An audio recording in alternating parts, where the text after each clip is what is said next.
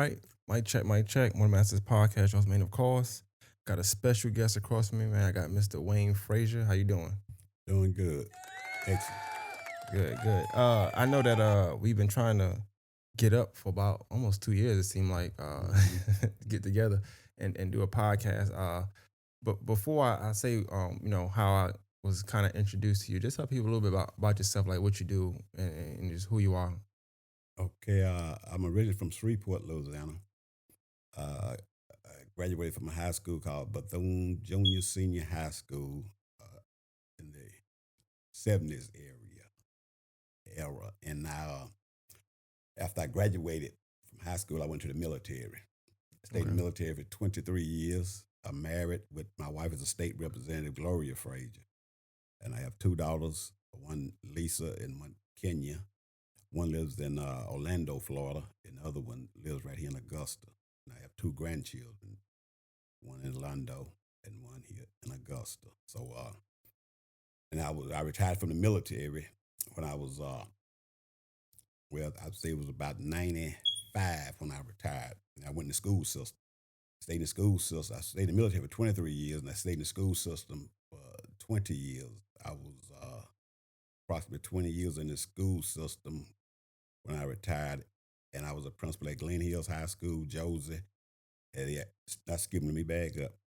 Not Josie, Glen Hills High School, the alternative school, and Tupman Middle School. Okay. And now I'm on the school board, Richmond County School Board, representing District 4. Okay. All right. So I did hear about you. I first had a guest on by the name of Cam, and he spoke of a situation, and something told me to look it up because when he spoke about it, he said it was in the newspaper, it was in the Chronicle, it was in the Chronicle. So I tried to Google it, really couldn't find it. I Googled you a little bit, and I think it came up, and I know how he looks, so I seen him, Right. and the story he told was I don't know what you would call it, but you had this thing where they had to get the class by a certain time, hmm and then they couldn't have they shirt out. Right. And I think he was one late, and then he had his shirt out as well. So hmm it's like a picture of you, like hold like with your hand on the shoulder, like pretty much he's in trouble or whatever. hmm So I thought that was funny. Like, and then it was just like one of them situations where it's like, well, what's the odds of that? Of the type of guest I have on, Right. I knew that content would kind of attract the likes of you and just people in that field, whether it's old principals, teachers, people in the education field. So that was a good episode, but that was a good clip to put out. And I don't Right. think he expected me to find that because I actually put that picture on the actual video. So Okay. from that Uh-huh. point on, I went and I would go live a little bit here and there, and I would say, well, who y'all want on? Who y'all want on? And every time I asked that, somebody would say, you need to have Wayne Frazier on. You need to have Dr. Frazier on. You need to have Frazier on Frazier. And so I don't know if this is what describes you to you, but this is my first introduction to you. I was live and somebody said, you need to have on Mr. Wayne Frazier or Dr. Wayne Frazier. I said, well who's that? Because I wasn't aware. Mhm. They said, well, he's like the Joe Clark of Augusta High School. So I don't know if that's something you were going by. I don't know if that was Mhm. what you liked. But when they said that, I liked the movie. So when they said that, I said, all right, well, give me the information. And then from there, from like 2 years, me and you been trying to get in Right. contact, Mhm. but we couldn't get in That's contact. right. So now here we are. So what I like to do, I always start from the beginning when I talk to somebody. Right. So before we get into the school system and that part of what you're known for. So I know you say you was brought up in Louisiana. So talk about growing up there. What was your child like? Your household. Oh, I was like I said, Shreveport, Louisiana, and if I were to look at a neighborhood that's close to my neighborhood where I grew up, I would say is kind of like in the bottom, but the bottom of the 50s and 60s.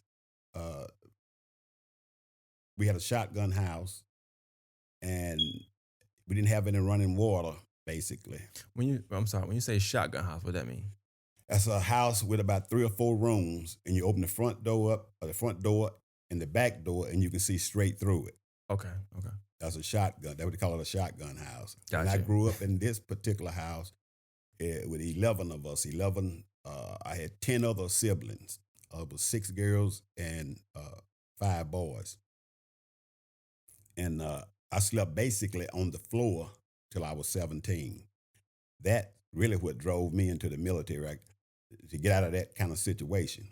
Uh, we was on, like I say, 11 of us. We was on food stamps and welfare, all my life. And to leave that situation with uh, different stepdaddies or whatever that was abusive to my mother and us.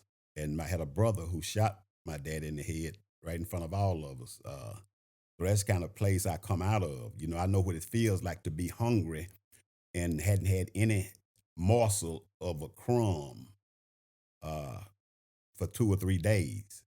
And I've seen my sisters hungry and my brothers hungry.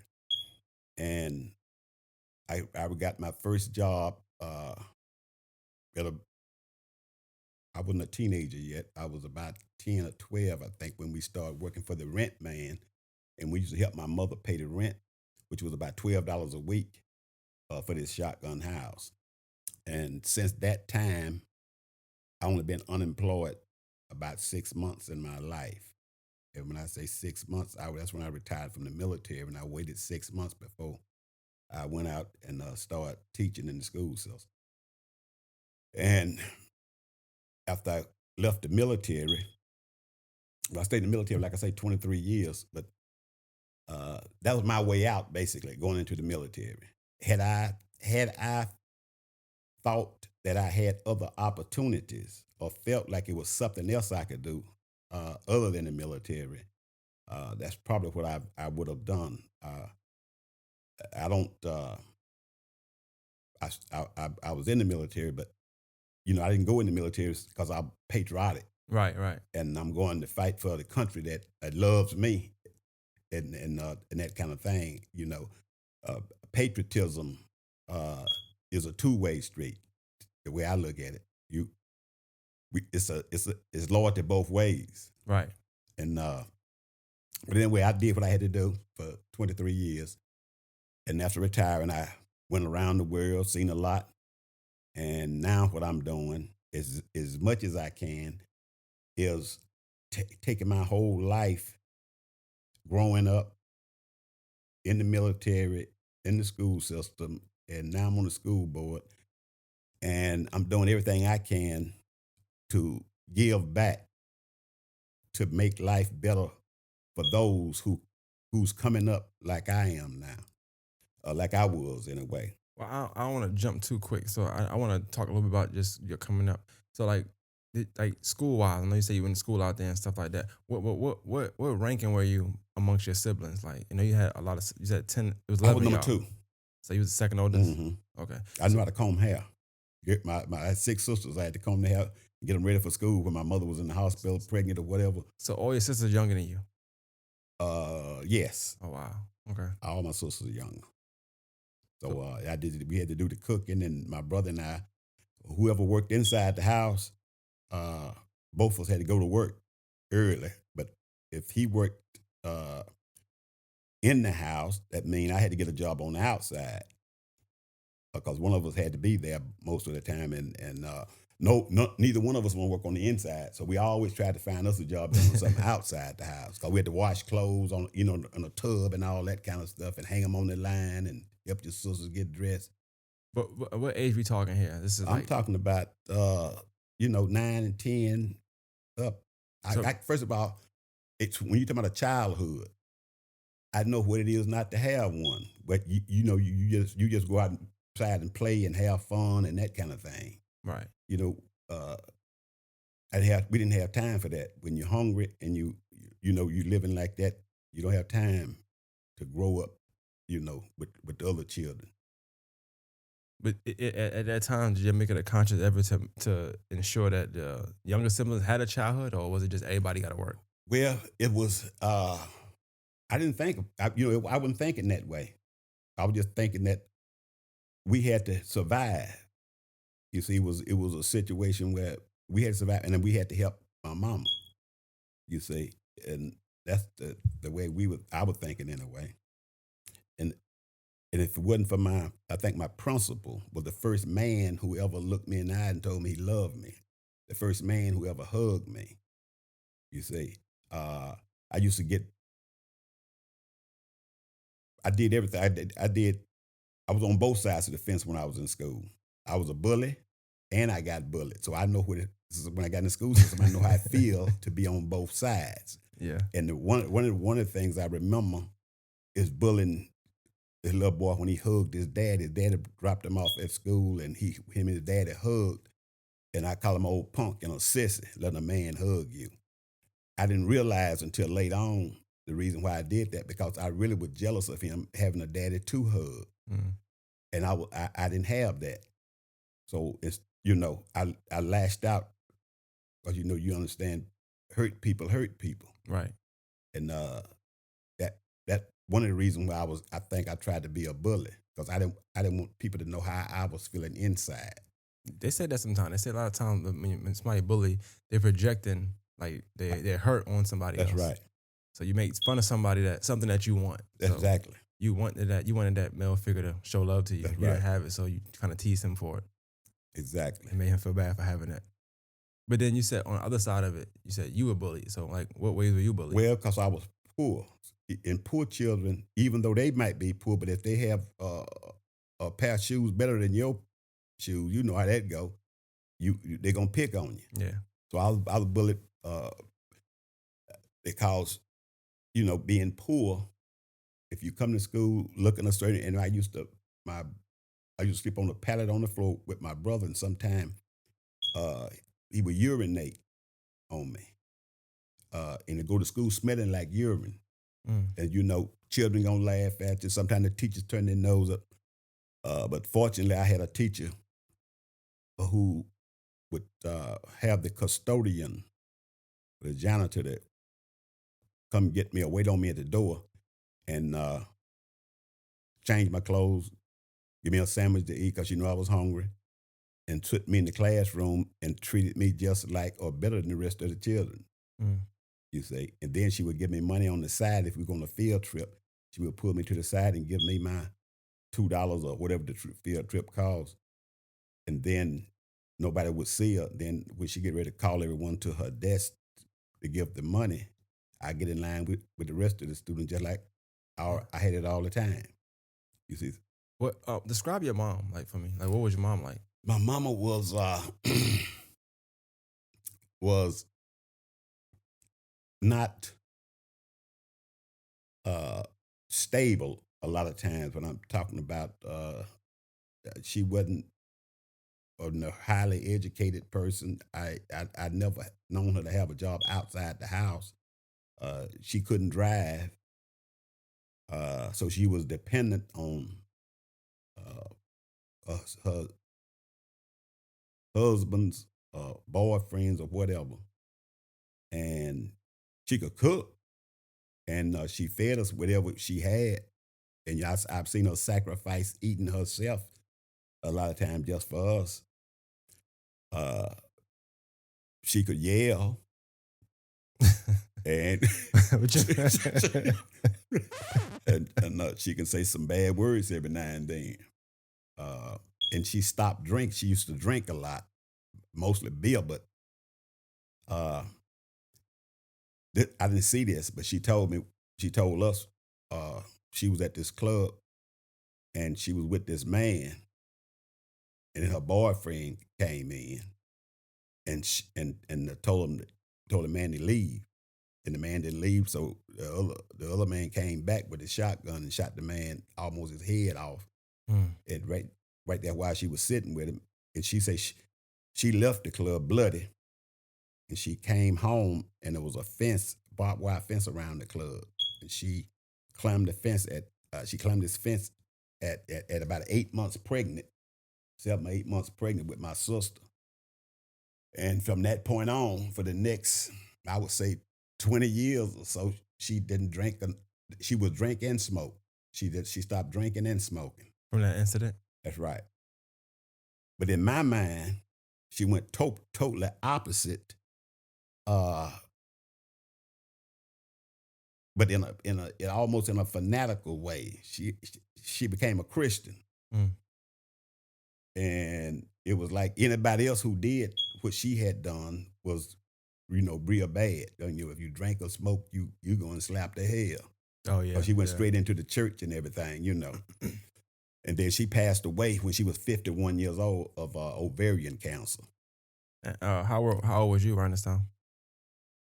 At that time, I was in the military. I was in my 20s, Mm. early 30s. How did that affect your younger siblings? Well, wasn't right there with them because I was in the military. Matter of fact, I was in Germany when she passed, and and we had some of them were still living in the house, and they continued to live there after she passed. But if it had affected anyone that I think in a real rough way,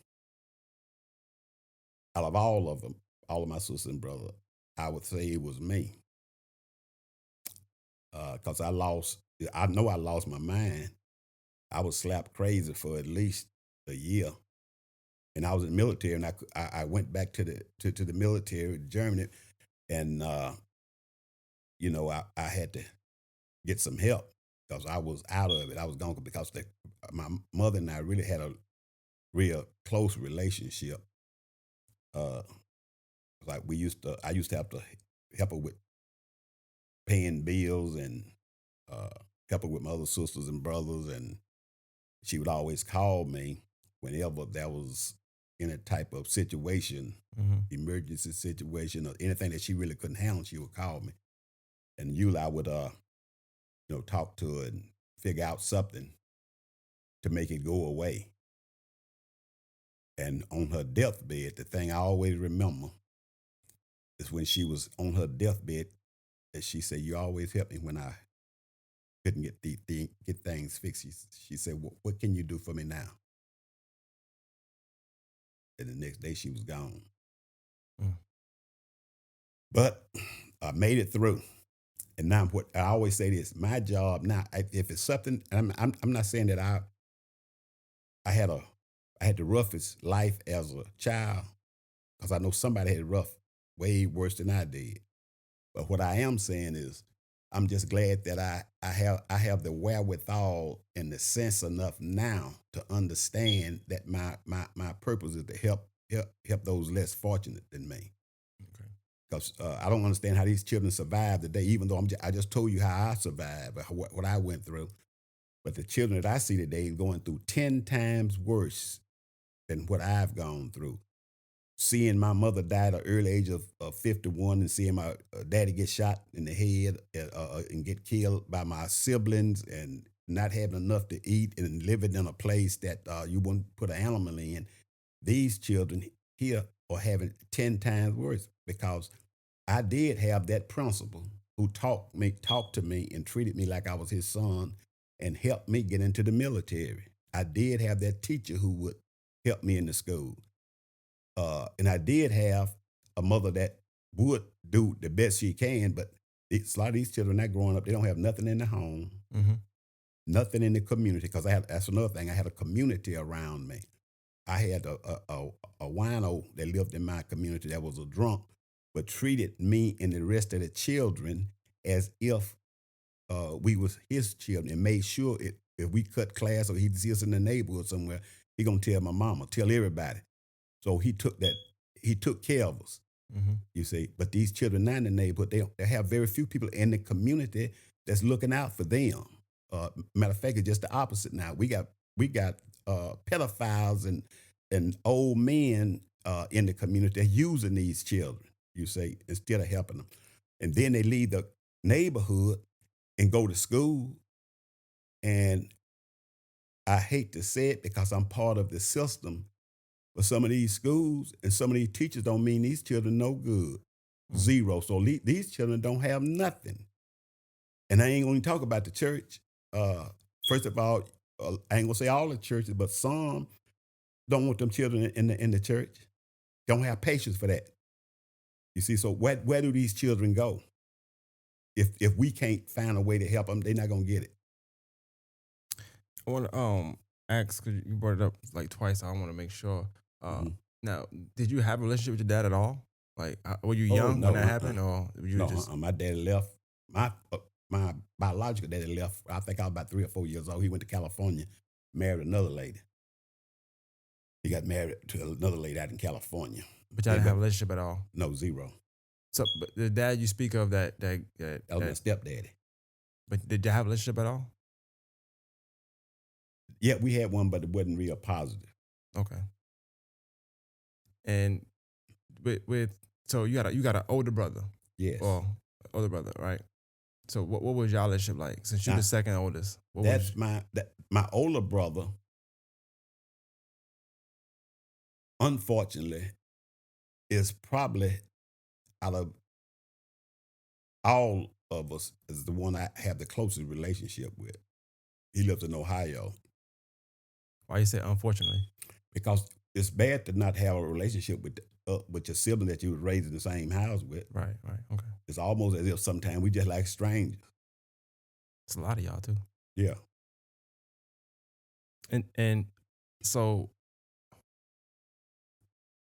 how and you earlier you said so much of mom. You said a lot of stepdads. So you had more than one.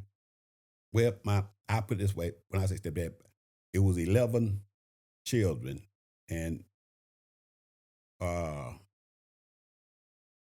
of 11 children, we had I say about three different fathers. Okay. In the day, it's almost it's worse today because we got what you call baby daddies and this kind of thing. My baby daddy, my baby mom, and all that kind of stuff.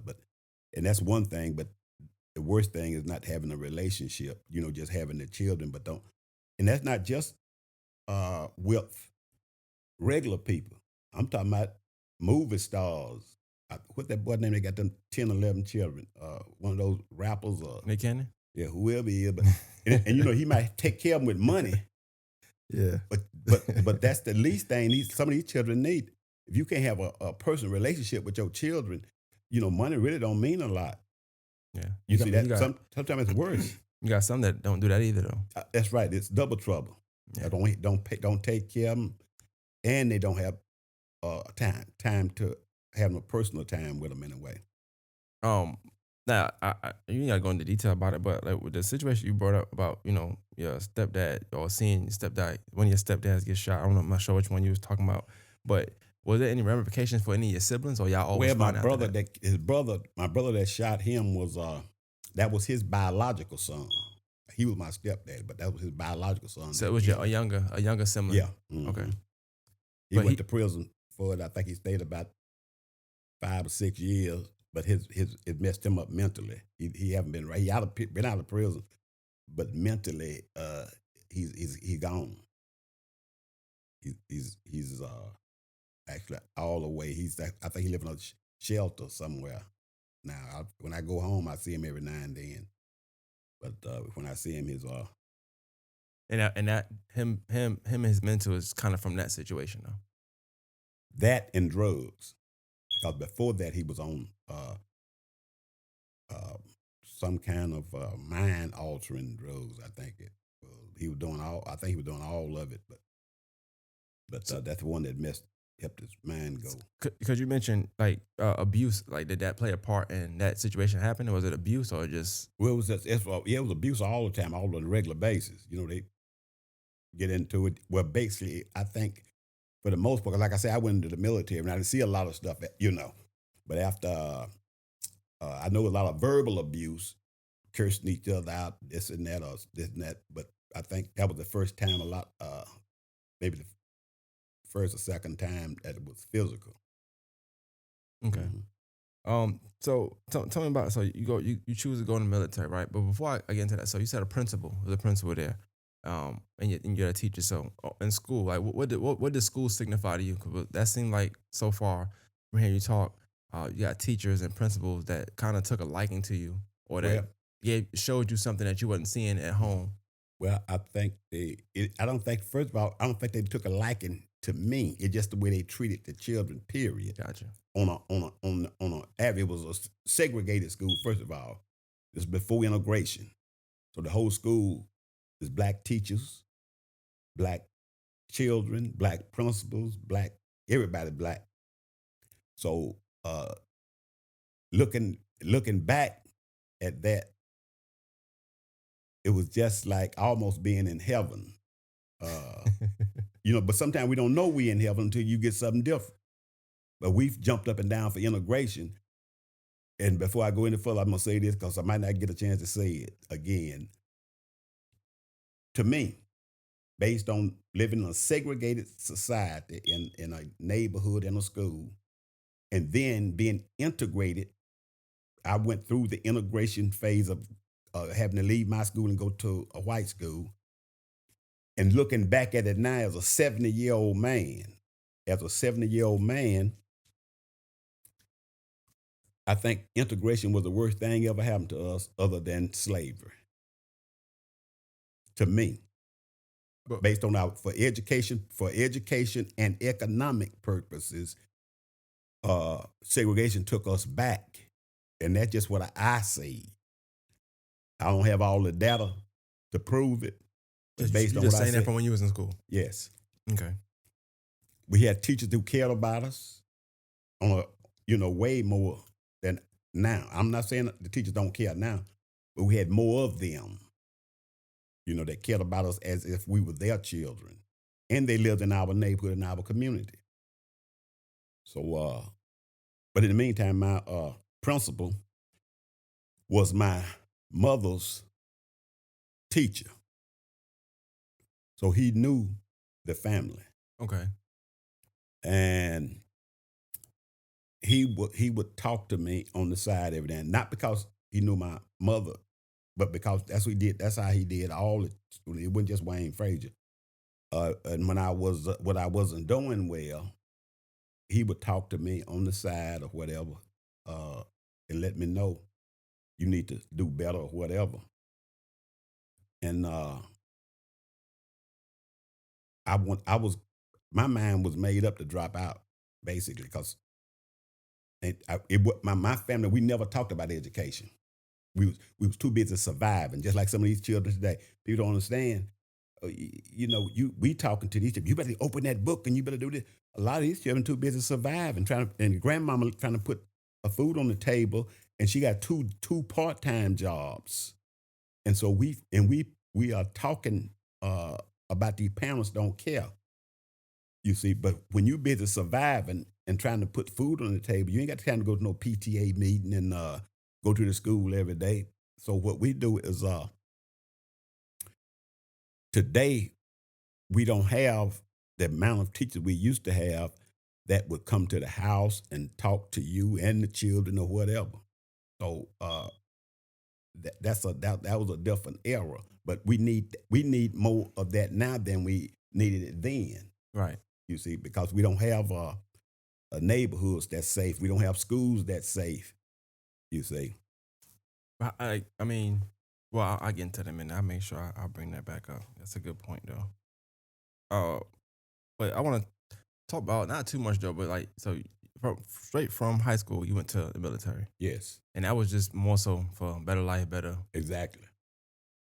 Uh, how did that pan out for you? Like, what was your experience like during them time? It was at 23 years military. Yeah. Well, I'm gonna tell you, when I first went in, I was shocked. What branch was you into? United States Army. Okay. I was shocked because I didn't know it could be so easy. Especially going through basic training, I seen, uh, the other soldiers that had just come in, and we had to go through basic training, and I saw them couldn't make a bed.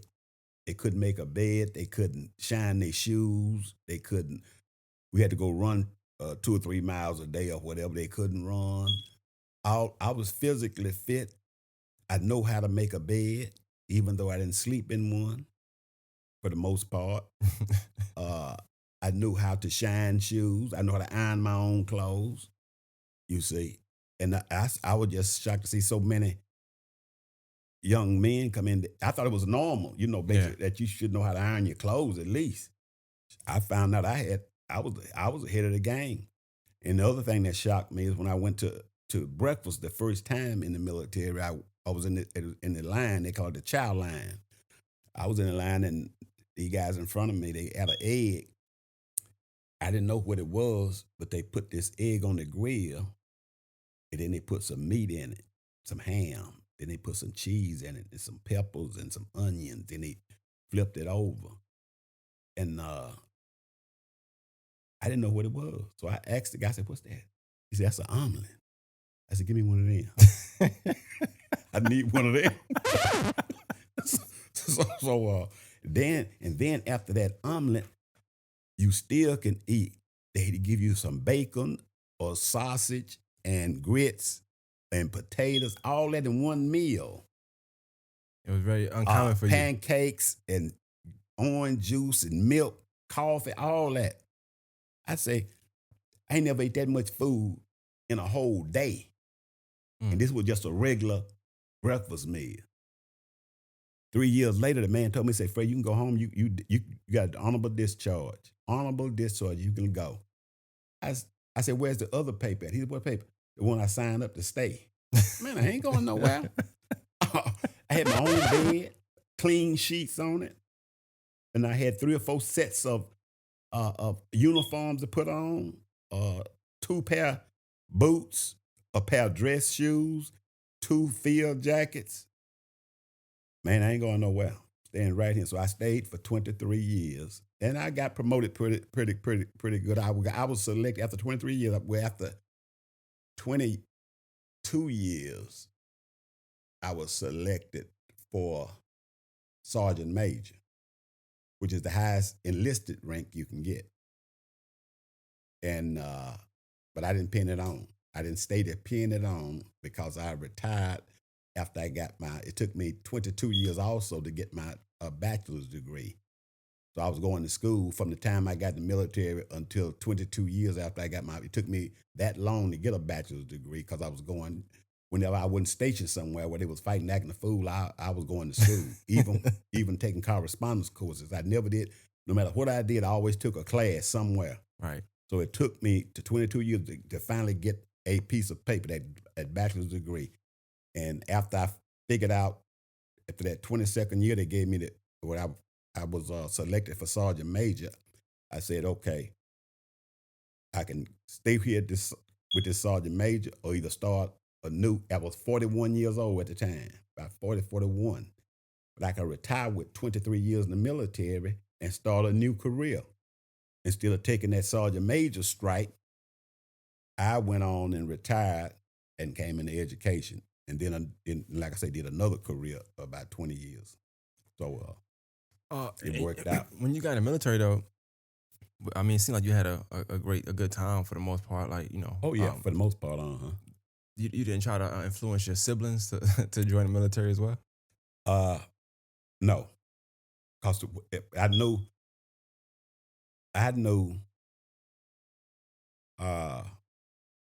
their attitude. I know their attitudes and their personalities, and I don't think that was the best thing for my siblings.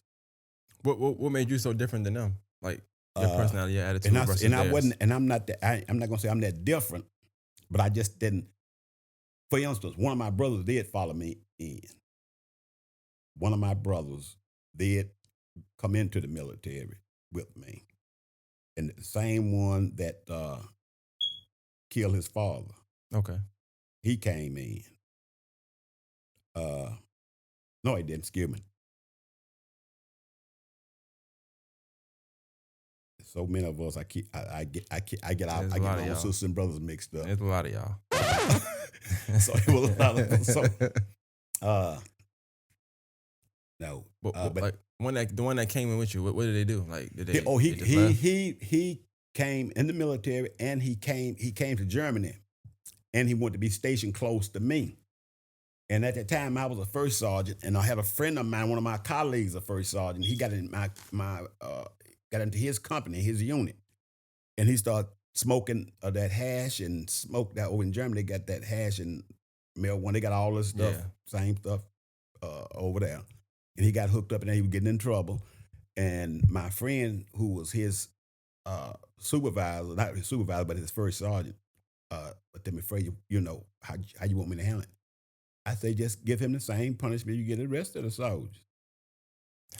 I love my brother, but he got over there on the Autobahn and want to drive, you know, because it didn't have no speed limit over there. And he wanted to party too much, and then he want people to get him out of a jam. Uh, but he finally saw the light and got out. But he held me. He made it was my fault because he, you know, Got kicked out. uh but we finally got back together and squashed all of that. So, all right. So, your military background, like, how did that shape you or change you, if any, like, as far as your personality, your way of living, how you Well, approach things? I put it this way: it's if you knew me when I was in high school and you see me now, you know, after the military and after everything, you you will see that basically my personality and who I am haven't changed basically. Uh, and that's one of the things that I'm proud of myself. You know, I went in the military basically the way I am now as a as it relates to who I am, and I came out basically the same way. I see a lot of guys go in the military when they come out. Uh, the military is in them, Mm-hmm. and they can't let it out. I was in the military for 25 years, and we this way we did it, and I don't put up with this. You know, the military is gone, man. You don't want to people. The people out here don't care. Don't no one really care about you being in the military, what you did. They'll pat you on the back and say, thank you for your service, you say. But some people don't care. And then the people who say thank you for your service, most of them ain't going in the military and they don't want their children in there. You say. I looked at the military as just another organization where I had to go to work somewhere in the United States of America and go to work for somebody, Walmart, the military, McDonald's. I'm gonna be working for somebody else anyway. So I just chose the military. I just look at it as another organization, the United States of Corporate America. You're gonna work in corporate America unless you got your own, and you still gonna be, held to a certain standard. So anyway, that's why I look at the military, and I did what I had to do, just like I would do at Walmart. I'm gonna do what I got to do, and to do what I need to take care of my family. You ever worked at Walmart before? Mm-mm. Oh, just making sure. No, but I'm just, Ain't nothing wrong. I'm just making sure. no, 'Cause you no, keep ain't nothing making wrong it with wrong. But Oh, Walmart, or McDonald's, or whatever. I can see that. I just look at I look at them all the same. That's why I look no, at it. but I can see what you're saying because I mean, Mhm. in both organizations, you could make your way up. You know, it'll still Yeah, give you a better living because you're making money. yeah, You'll grow. It'll grow you. So yeah. yeah, I can see that. I can see But that. the whoever's at the top making the money. That's We always we yeah. making That's what I'm saying. We making the money. We making the money for them, or we doing the work for the man at the top. Uh, so I want to get to the top one day. Let somebody work for me. You got. Let Walmart work for me. Well, I wanted to ask you. I mean, I know like when they bring you up, they talk about being like stern, firm, Mhm. on beliefs. I believe what I believe. Right. Um, I had Ben Hassan on. They say the same kind of thing about him as well. Like Mhm. just kind of like my idea is my idea. You're not Right. really Right. gonna change my idea. This is Right. what I'm thinking. Hmm. I think he might have said the same. He might have brought you up. I'm not sure. I might be misquoting. I want to misquote him. Hmm. But I want to talk about that before I talk about you getting into the education system. Like, was that ever a thing? Did anybody ever complain like about your ideas? Oh yes, yes, yes. The people who gave me my ideas, and I was very fortunate to have people to help me that let me know what I need to do, and to let me know that that doctorate degree that I have don't trump their ideas and their knowledge and their skills.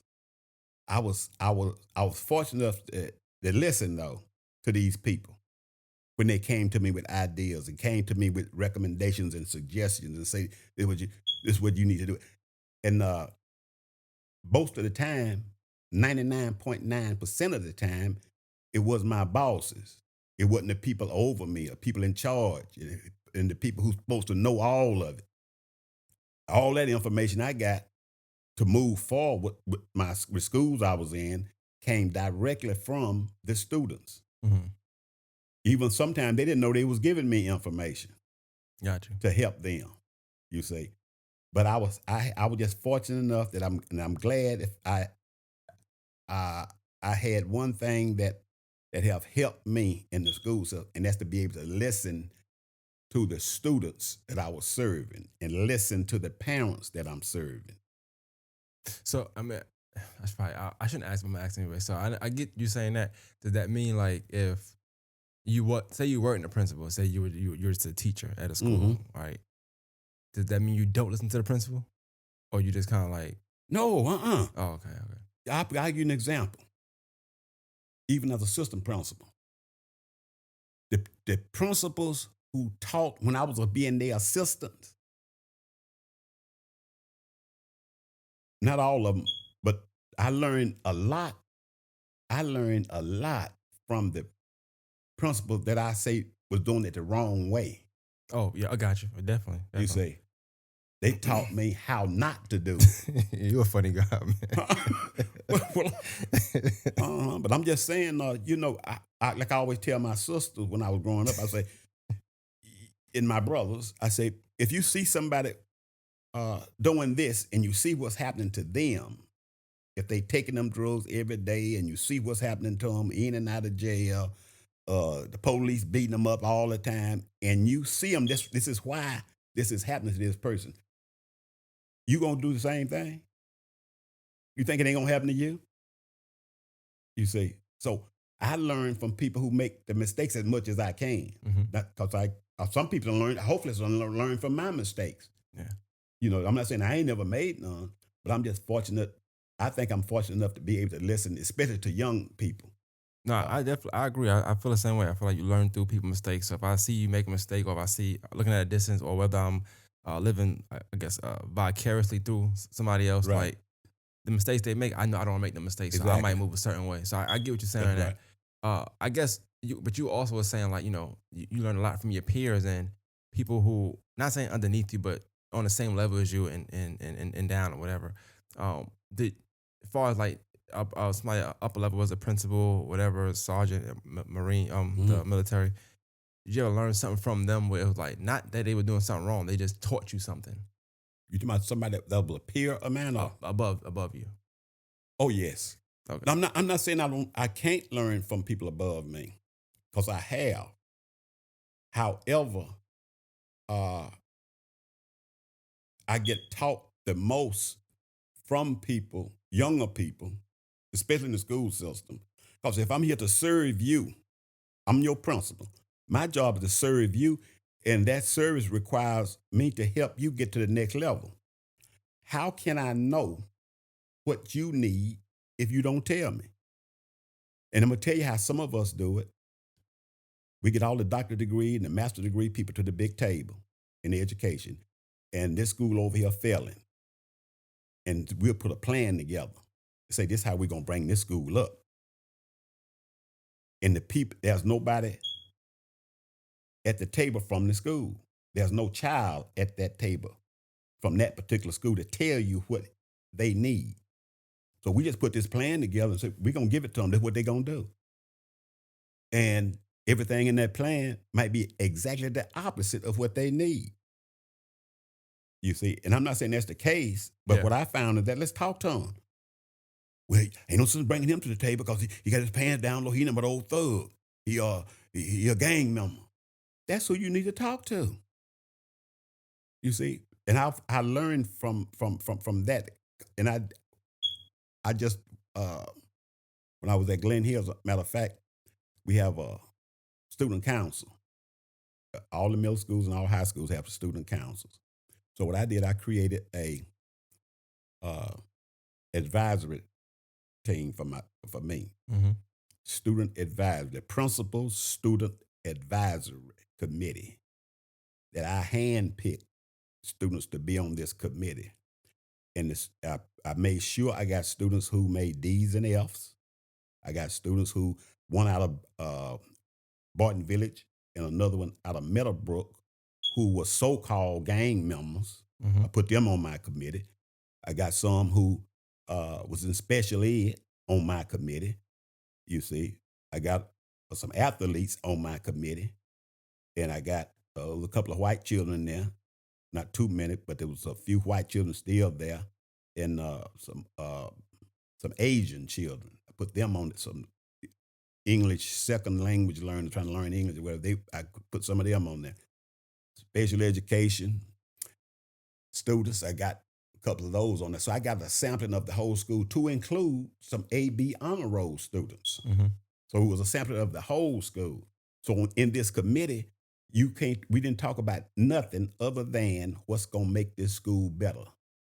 We couldn't talk about anything else. And one of the students had me say, "But Dr. Frazier, can we talk about the teachers and tell you what they're doing?" I say, "I don't have no problem with that. Can we call their name too?" I say, "Yes." Because I say, it's got, if anything be done about it, I've got to do it anyway. And one of the students asked me, he said, "Well, Frazier, now not Dr. Frazier, not Mr. Frazier. Well, Frazier, what about you? Can we talk about you too?" I said, "Yeah, you can talk about me too." The first thing they talked about was me. And they said, "Dr. Frazier, I don't mean no harm, but we like listening to you on the intercom," because I used to get on the intercom all the time. That's what I heard. Middle of the day, I get on there, and I might sing the Barnett song, or I might sing some Lil Boosie. Because that was my favorite rapper, Lil Boosie. Well, You don't know my struggle, you can't feel my hustle, baby. what made you sing, what make you sing Lil Boosie on the intercom? Huh? Well, I'm just saying that I didn't like when I learned better. I think when you learn better, you do better. But before when rap first come out, I hated it. I hated it. I don't want to hear no rap, man. I don't want to hear nothing about no rap. I told my daughters when they were little, I said, "You play rap at my house. If whatever you turn this radio on, if it got rap on, my radio gonna self-explode because I don't want to hear no rap up in here." But I was saying that because all my peers were saying it's bad. My daughter told me, she said, "Daddy, I want you to just listen to this one song for me." She played a song by Too Short, and the song was "In the Ghetto." He redid the song that Donny Hathaway did back in my day, but he put a rap thing to it. That's what started me listening to rap. Hey, Now, all of the cussing and all that stuff, I know how to, but the message, some of it got some messages in it. And see, Lil Boosie made that song, "You don't know my struggle, you can't feel my hustle," really mean you don't know what I've been through. True. You can't tell me, you ain't been in my shoes, man. So I began to appreciate rap, you see. But but this young man was telling me, "You on the intercom, we want to hear you keep doing what you're doing, Dr. Frazier, because you make us have fun and we like we like when you do things. He said, but sometimes we be doing our work. And when you get on there, you throw us off. And you tell a joke, and we be right in the middle of doing a math problem or whatever. You throw us off. By the time it's over with, we trying to get back on track. It take us a long time. Yeah. So I could have said, "Well, that's just the way it is because I'm the boss." Now I'm seeing a lot of principals and other people in high places so forth that do that kind of stuff. I'm the boss. They ain't talking about them. We can talk about the teacher, but don't worry about me. I'm gonna keep doing what I got to do. I listened to the young man. I put myself in his place in that classroom. And when I left that meeting, I got on the intercom and I told the rest of this teachers, my assistant principal, and the secretaries, from this point on, no one would get on the intercom until it's morning announcements or afternoon announcements or an emergency. And the reason why we're going to stop doing it is because Big Willie had a meeting with me today and told me, "Dr. Frazier, we don't need you doing that." So what I did was, not only did we get off of it, but I told them, Willie, who was on my committee, and the president of my committee has instructed us not to do this anymore, and we not doing so. When y'all see Big Willie in the hallway, let him know y'all appreciate it. Now, Big Willie was out of Meadowbrook, and he had a reputation of being a so-called thug or gang member. But what I'm saying is this: maybe he was. My job is my job as a principal not to get him out the game. My job is to help him work his way out the game, not me get him out. You can't tell nobody just get out the game, man. You see, or that kind of thing. My job is to help him to make the right decisions. If he start making the right decision, he'll work his way out Mm-hmm. and show him something different. So the first thing I did is to show him how to use that leadership he has with the game to use it in that school. And that's what he started doing. And he started being looked at as a leader in the school now from his peers.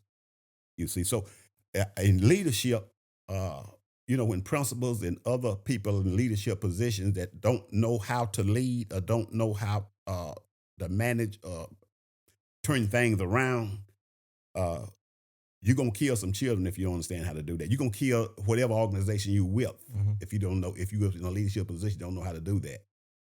And but you have to be able to listen to the people that you lead. You got to let them lead you sometime. If you want to be in the front all the time, you can't be no leader. The man in the back deserves to be in the front if what we're doing at that time falls into his category and he know more about it than you.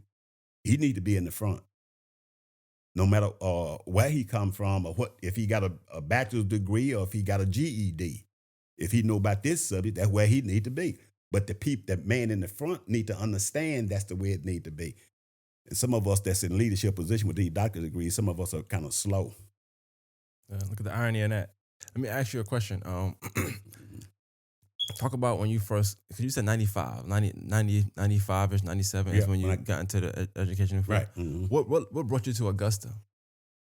My sergeant major friend of mine who was in Germany with me lived here, and he talked about, this might be a good place to settle. And every time I see him now, I want to slap him.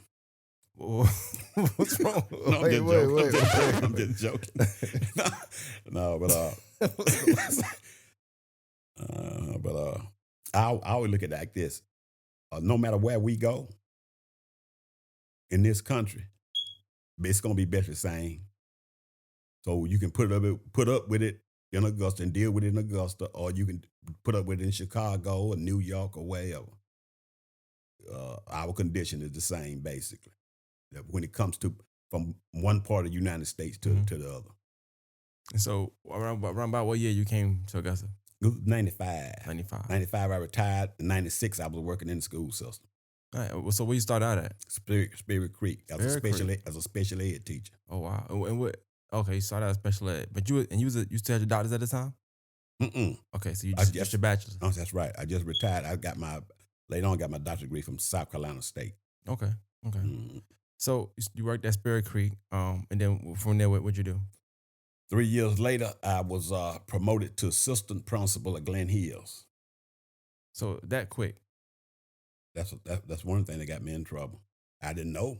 I just thought I was doing pretty good. But when you're not from here and you're not one of the Yeah. brothers or the frat brother, this or this and that, akin to somebody, I didn't understand that whole stuff. When I was And this was Glen Hills Middle. this was at Glen Hills High. Okay, That's assistant another principal, thing. I went straight to the high school from straight from Spirit Creek middle Middle school. School. That's right. My first job straight to be an assistant principal at a high school. All right, so talk about that. Well, how'd you get that? Like, so you was you did special I'm gonna education. tell you how I got there. Uh, but I won't call no names. But this lady who was she was in charge of the social work. She used to come to the school when they need a social worker to come talk and deal with the children. She would come and talk, and she would stop by my room because she had some students in there that she had to do some social work for. And every now and then we'll talk a little bit about this and that. And then this particular assistant principal, who had been at Glen Hills at the time, for whatever reason, he retired in the middle of the year. After Christmas holidays, he didn't come back, so they needed somebody now because no, he went on and retired over the holidays. So this lady that was coming to Spirit Creek, she talked to her husband about me and say, "You ought to go talk to him because I think that he might be a person that do well at Glen Hills." And so I found out later the story was what she told her husband was some of my techniques I used to deal with the children that she saw. One of the things that she was impressed about is when the bell rang and the children go to their different classes, and they be all over the hall. When they come out of my room, they stay in a straight line and they don't talk to nobody. Mm. They go straight to their classes. And they'll just peel off as they go to the hall and go on to their classes. And she said she was concerned about how those children did it in the middle of all them children acting a fool or doing whatever. Uh, and the way I told her was, children will do whatever they are expected to do. We just got to have that expectation. It's us that have to have the expectation for them to do it. And how you get them there is different techniques to get them there. But anyway, uh, she was impressed by that. And then she said, "Well, Dr. Frazier," she said, "Hold on, Doctor Dean." She said, "Mr. Frazier," she said, "I saw him doing it one day. You wasn't here. You was out on you was at the doctor's. You wasn't even here. They was doing it." Mm. And I say, "Ma'am, uh, when he's talking about leadership and doing things, you don't. If people just perform and while you there, you ain't in charge of nothing. You need to know what they do when you're not there." And then she wants to know how I did it. And one of the ways I did it was based on the level of people, especially children. Children, you can fool a little bit. You know, you can do some things to them with them you can't do it with older people. Mm-hmm. And then with older people, you can do some things to them too, according on what the situation is. So what I used to do, I used to tell myself, "I'm gonna be gone. I'm gonna be out today. Y'all know the rules. If you get in trouble while I'm here, you're gonna get punished. But if I'm not here, for substitute here, and you you're gonna get twice as much."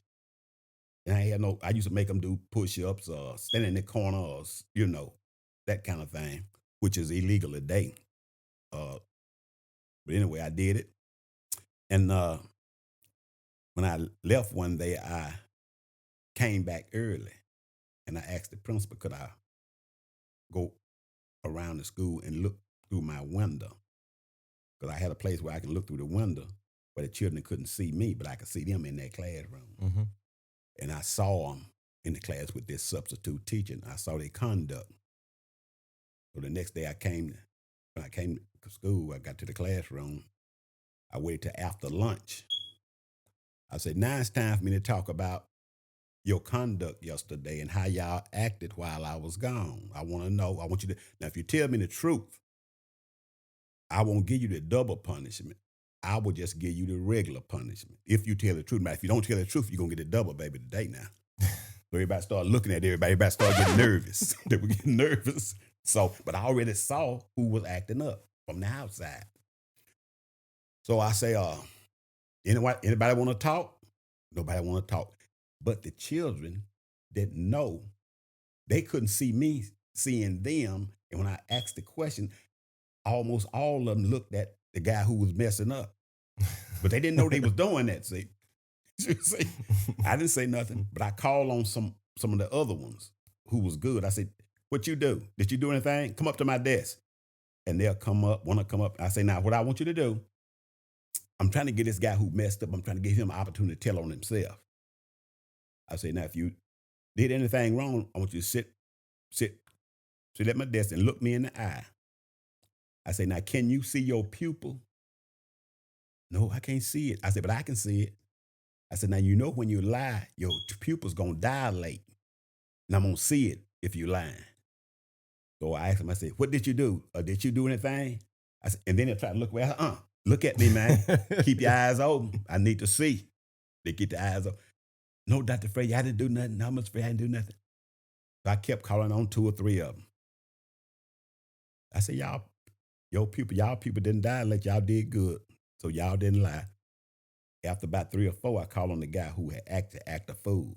Thing is how you talk to them. That's another thing. You got to learn how to talk to children.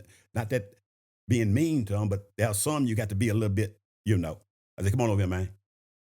Stand up here." Now the whole class looking at him. "Open your eyes up, man. Don't look away. Open your eyes, baby." Open my eyes up.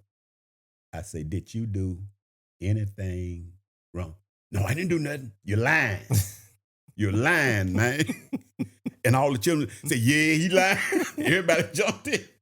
So what I'm saying is this. Uh, but that boy today, uh, I think he a truck driver. And if I'm not mistaken, he owned his trucks. But uh, when you love children, a lot of people say they love children, but you don't want to see nothing bad happen to them. You don't want to see them get in trouble. So my job and our job is to make sure they don't. And however you get them to that point, whatever your skills are and your personality is to get work with people or children, you do the best way you can. Now everybody can't do it the way Frazier do it. Because my life, every time I deal with children, I'm bringing my whole background, my life, Mhm. who I am to the table. You see, so you have to bring who you are to the table. I've seen one of my assistant principals try to roll up on a child one time the way I do. And almost got his head busted. You see, but I'm just saying you can't do that. Yeah. Because I walked by a boy one day. I told him, I said, "Hey man, pull them panties up." Because I told him in the school, if you wear your pants low, only thing I want the boys to do, I say, if you wear your pants low, I don't mind, I don't care. It don't bother me to see you with your pants low. It don't bother Wayne Frazier. And y'all old enough, if you want to pull your pants up and put a belt on. You old enough to do that. But if you want to do it, I'm not gonna stop you. I'm not gonna be running around here talking to no boy about pull their pants up. That's on you. If you want to pull them up, good. If you don't, that's on you. Only thing I want you to do, if you want to keep them down, you got to have some thongs on, pink or purple. You say that's my favorite color, pink or purple. So, so I told the boy one day, man, you got some thongs on, baby. The stuff kind of low. And see, believe it or not, I didn't have to do too much else about the pants hanging low. Not at Glen Hills, you see, because they police themselves after that. Mhm. You see, but you got to be able to communicate in a way that what our children understand. Now, if I go to Greenbrier or Evans High School or another school with a different culture of children, I have to adapt to that culture some kind of way. Right. And see, we got people in our schools, it's not that culture and not trying to adapt to our culture. Don't understand the culture and ain't trying to get with the culture. And it's hard to help children if you don't know anything about them, their culture and how they talk and what the words mean, you see, and what they mean when they say certain things. Describe your time at Glen Hills High School for the assistant principal section that you had. As a assistant Yeah, principal, like so when after Spirit Creek, them 3 years you did okay, there. So uh, what was that like? at Glen Hills, And real quick, cause you didn't finish it, but like, so what when you got the job, were you kind of like just thrown in there, or what it is, pick the candidate? Like, cause you were saying that well, you felt like it was a story of why you got that position. well, like I say, the lady talked to her husband when Hmm. she saw how I dealt with them children and how the children responded to me and how uh, I dealt with the discipline part with the children, even though I wasn't there. Hmm. And Glen Hills High School at the time had a lot of discipline problems, but a different age group. These are high school, but they discipline a little bit different than these middle school. Hmm. You see, this was a middle school. But she just told her husband, who was the principal there at the time, that since all this discipline, and the word was this reason why the assistant principal left is because the discipline at the time was out of control. Okay. So that ran him away. That's what I was told. Anyway, uh, he did interview me and talk with me, and I was selected to go to be the assistant principal in the middle of the year. When January came, I was the new assistant principal, and when I got there, it was kind of rough, uh, but it allowed me to build relationships with individual children. 'Cause I got to know. I did in a short amount of time to find out who was the leaders. Hmm. Uh, and I don't mean no harm when I say this. I'm gonna say it in this way. because sometimes we look at the children and we allow them to become the climate of the school and the culture of the school when they are just children. We turn our power over to them and then complain when it's not the way it should be. For instance, what I saw some adults in the building that wasn't on point. That's the worst thing I saw. I mean, I saw them children. I saw children doing what children do if they're allowed to. Mm. That's what I saw. So like if I come in your house and your child cussing you out and doing whatever that ain't the children's fault. If you allow that to happen, and I gave them an example. The example I gave is to the teachers. I say, now I want you. I had a meeting with them. I said, what I want you to do, I want you to picture the worst child in your class and the worst child in this school. Just picture them and don't call no name. Just picture that child in your mind. I want you to think about this now. Think about that child and think about taking that same child down to First Baptist on Walton Way down that big old church. Hmm. Think about taking him down there in the middle of the service and walk him up the aisle and put him in one of the middle pews, set him there, and then walk in the back of the church while the preacher talking and the service going on and watch and see how he act. You think he gonna get up and start acting a fool in there? Probably not. Because the climate is already set by the adults in the building. The adults set the tone for the school, for the church, for your house. The adults set the tone. They set the whole climate. And then if it's off balance, how you gonna blame the children? And there's a way to do it. You just can't come up and say, well, we can't do nothing with them because they too bad and the parents don't care. Well, why you in this business then if you can't do nothing with them? Go on and sell some shoes, man. Uh-huh. But we got too many excuses. And I'm not saying the children are not challenging now. But why you want to get in this business if it's too much for you? And that's the thing that bothers me sometimes. I hear adults saying, oh, we can't do it because the parents are no good or the children too bad. But yet and still you keep going back there collecting the money or either doing whatever you want to do, and the children are failing. And then you blame them for their failure or their parents, you say. You coming from like you having that educational background and the leadership educational as well. I see that a lot. I see a lot of and I talk to teachers and I'm a parent, so of course you see both sides of it. But I do see a lot of teachers kind of like complaining that it's just the kids is too much now. Well, and I can understand. I understand what they're talking about. I truly understand exactly what they're talking about. But sometimes they speak out of frustration uh, of the overall job that they have. Teachers, to me, teachers are the lowest, the highest. Uh, they do the most work and get the least pay of any professional for the job that they have to do. They get the least amount of money for doing the job. The teachers are and today they not only expected just to do their job as it relates to teaching math and science and all. They got the bus duty, they got cafeteria duty, they got all these other duties, and then they got to do all this paper to explain everything that they doing and why they doing it and who they doing it, and we don't pay them.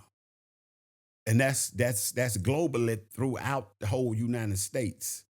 We don't respect teachers like Mhm. we respect the police or like we respect uh, the guards at the prisons or wherever. You know, if you're a guard at the prison, when you do your guard duty at the prison, do that, you off. You ain't got to worry about coming back to no PTA meeting and no ball game that you ain't gonna get paid for. No PTA meeting you ain't gonna get paid for, and going to meetings that you ain't gonna get paid for, and doing bus duty and cafeteria duty. You ain't gonna get paid for that, but you gonna do it. Mm. You see. So to me, that's the top thing that's wrong with education. That's out of all the things that I can say is you got teachers to take care of the most precious commodity for lack of a better term, in this country, and they get the least paid. You got a football player, and I'm not, you know, I ain't no athlete or nothing like that, but I ain't jealous of nobody making no money. But when you got somebody that can go out there and run up and down the field and get sweaty and beat up each other upside the head and get $100 million, uh, it's sickening. And I'm not saying you got to pay the teachers like that, but the teachers, if it wasn't for a teacher, he wouldn't be out there. They wouldn't be out there playing ball if it wasn't for some teacher somewhere. So what I'm saying is that's the thing I see that's wrong with education. Period. That's now when it comes to having the right kind of teacher, and it's hard to make a decision when you know that's your field. You Some of them may love it, but if you can't handle it no more, or if it's too much for you, you'll wind up hurting too many people staying in it. You wind up hurting people because you got to keep your job and you got to put food on the table. You have a family also, but if you can't handle it, uh, let somebody know. Right. I gotta. I do want to ask this question. I had a question, but somebody worded it a little better than me, so I want to ask it. 'Cause I said it earlier. Mhm. Um, when people call you unorthodox or Joe Clark, what's your response to that? Well, first of all, if you call me Joe Clark, based on what Joe Clark did, I wish I could be as good as Joe Clark. To me, that's a compliment. I think when they say that, it's in a compliment. I Yeah, don't think they're I dissing you. feel good about it. Uh-huh. For somebody to think of me that way.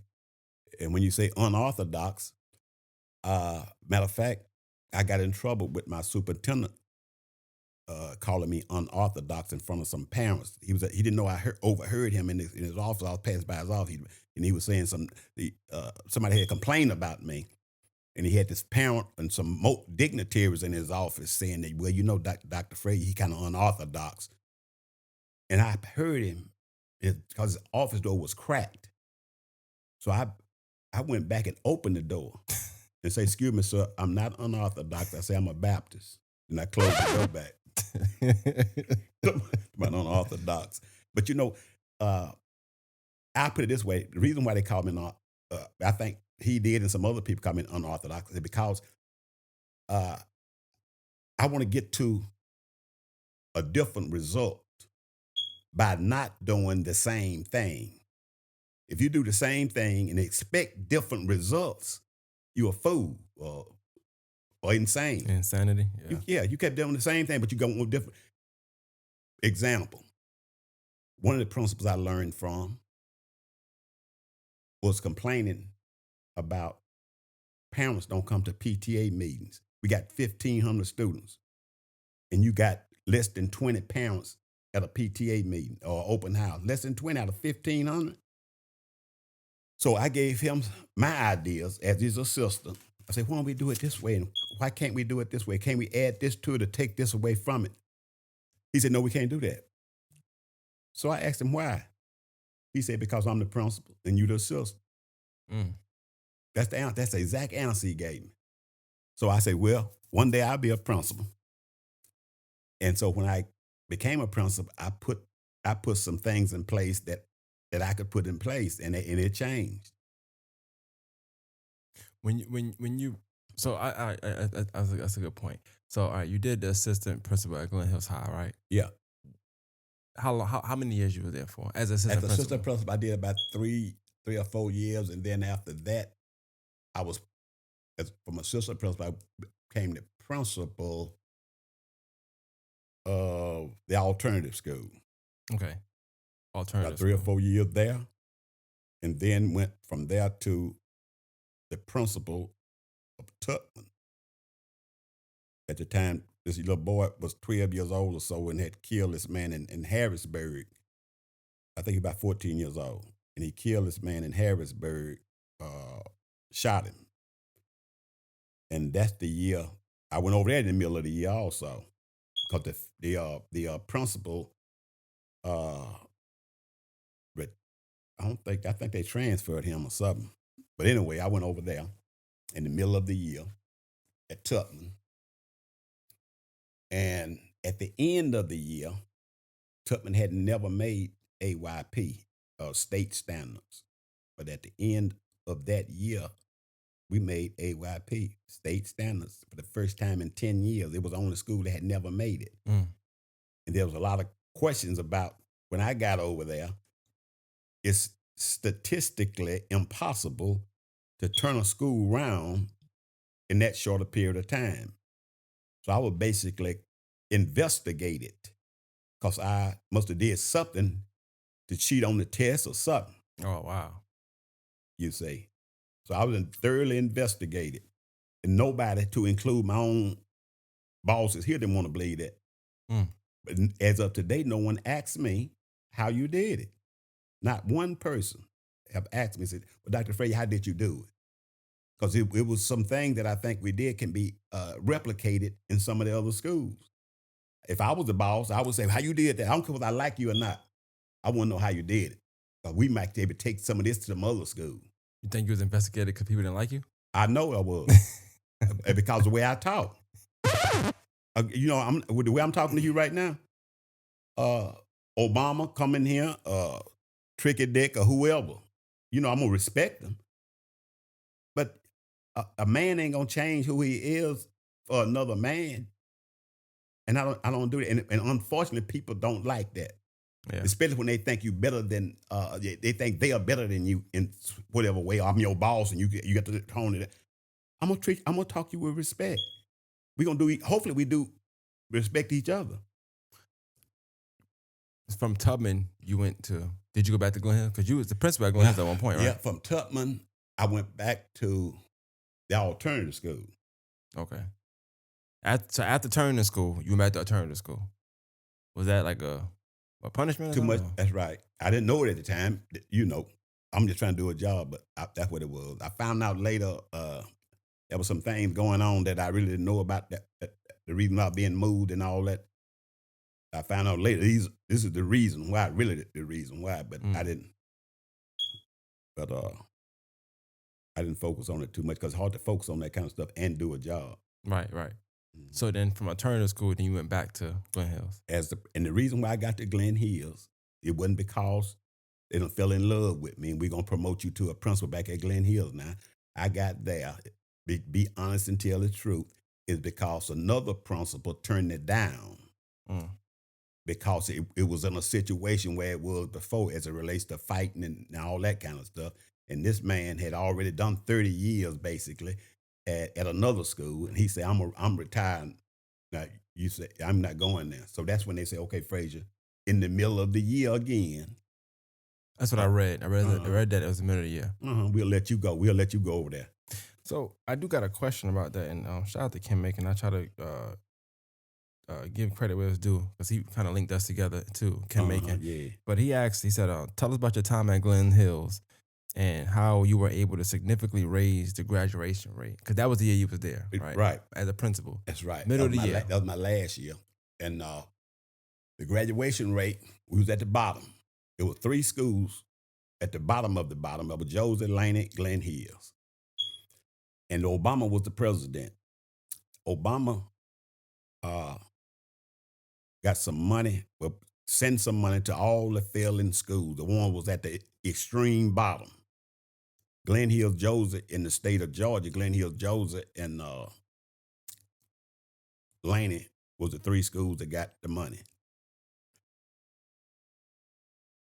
When we received the money, some of us had the opportunity to turn the schools around. They'll give you the autonomy or a degree of autonomy about how you're going to spend that money. Whether you get some consultants in there to help you or whatever you think the best thing to do, or they'll allow you to take your whole staff out and get you a new staff, basically. You see. For me, unfortunately, my superintendent at the time didn't allow me that autonomy. He picked for me. If he had allowed me the autonomy, I probably would have got rid of some of my staff. That was the thing that I thought was bringing us to the bottom, not the children. Some of the staff, they didn't belong. Everybody don't belong in every school. Right. Some people need to be at an elementary school. Some people need to be at a different kind of school. Some people need to be out the school. So we had too many people that didn't belong at this particular school. Anyway, I would have changed my staff a little bit. Anyway, I wouldn't give them that opportunity. They say you're gonna keep your staff, and we still gonna expect you to get to the next level, but we're gonna give you this money, $2 or $3 million or whatever it was. But then they took the money and said we're gonna pay that money to a consulting firm to come in there and help you. And this is where people kind of like fall off the wagon with me.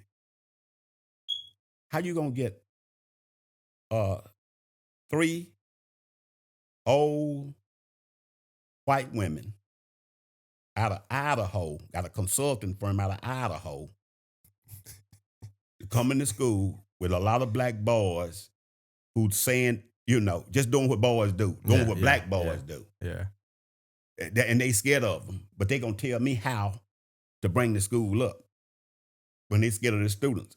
You can't help no one, children or anyone, if you don't like them, if you're afraid of them, or if you think you better than they are. Mm. And these women had all them diseases. So we had to work around my consultants, the people, the experts. And they took us to Atlanta to have a conference with all of the failing schools during the middle of that year, whatever. And said, well, Frazier, and asked all of us what we was doing and how we were doing with the money and how we were spending the money. Is anything changing? So when it was my turn to talk, I said, how would you do it? I said, well, first of all, if I had my choice, I'd have got rid of some of my staff. I didn't have that opportunity. And I would have taken all the money and give it back. Just let me do with the staff and let me get a staff that I can work with and that care about children. I can go from there. But I would give you that money back because when you gave me that money, that's when I really started catching hell from people who want a job and people who want to have their cousin because they know you got money. Well, my cousin need a job, and the people downtown want to have their boyfriends and girlfriends. Man, you got a wife. What you want to have your girlfriend for? Chill out, bro. But I'm just saying, these are kind of things that when money come into play, the children need to benefit from the money that is there for. And I'm not saying everybody. I'm just saying these are kind of things that happens No, I got you. when politics and money A is lot of involved. politics. Yeah, yeah. You see, and then we want to make it look like when the children fail, we want to make it look like all this is their fault. It's not. It's not. I'm not saying children don't do things, but it's not all their fault. You see, and if I put a child out or do anything that need to punish a child or whatever, I'm gonna make sure it's not me first. Mm-hmm. You see, then we're gonna find who the real problem. Like I always used to tell teachers, if you have a child in your class and the child make an F and fail, I always ask the question, who you blame? With the child fault? Excuse me. You good? It's a child. I say, now, I'm just going to tell you how I do it. If I'm responsible, just like now as a school board member, when the system is failing, like we are as a system, our system has an F academically, we on the bottom in the state. I could say, well, these children just they ain't like they used to be. Or these parents ain't doing their job. I mean, that's the easy way out because you can find evidence of that. You're going to find evidence that the children are doing some strange things and doing things different than I did when in the 1950s when I was born. Yeah, they different. They doing different things. The whole world is different. Right. They got phones now. Everybody, a child got a phone. When I grew up, we didn't even have a phone. We used to go next door and use not a what you call it, one of them lines that have 2 or 3 people on it. Anyway, everything done changed. So I can't blame the children. The society changed. Children haven't changed. Society, the world around them have changed. They were born into a world where they can turn the television on and see sexually explicit movies in the middle of the day. They can turn the radio on and hear all kind of rap and all the cuss words you want to hear and learn the cuss words, but it's their fault. We did that. We signed some papers to make money off the rap song that cuss. You can't make no rap song about killing dogs in this country. You make a rap song about killing dogs. You can make a rap song about killing each other and having sex with your mama and your siblings or whatever. But you better not have no uh, rap song about killing no animals or killing the whales or whatever. But we care about children. So the bottom line is this: I do uh, have, I had a name of being unorthodox, and but at the same time, I I try to live what I want to see in other people. I put it that way. But as far as the graduation rate, I know you said yeah you had the budget and stuff, but Oh yeah. like what did y'all do to improve that? Okay. One of the things we did to improve the graduation rate is one of the things we did was that committee I just talked about. We had that committee to help us with the students.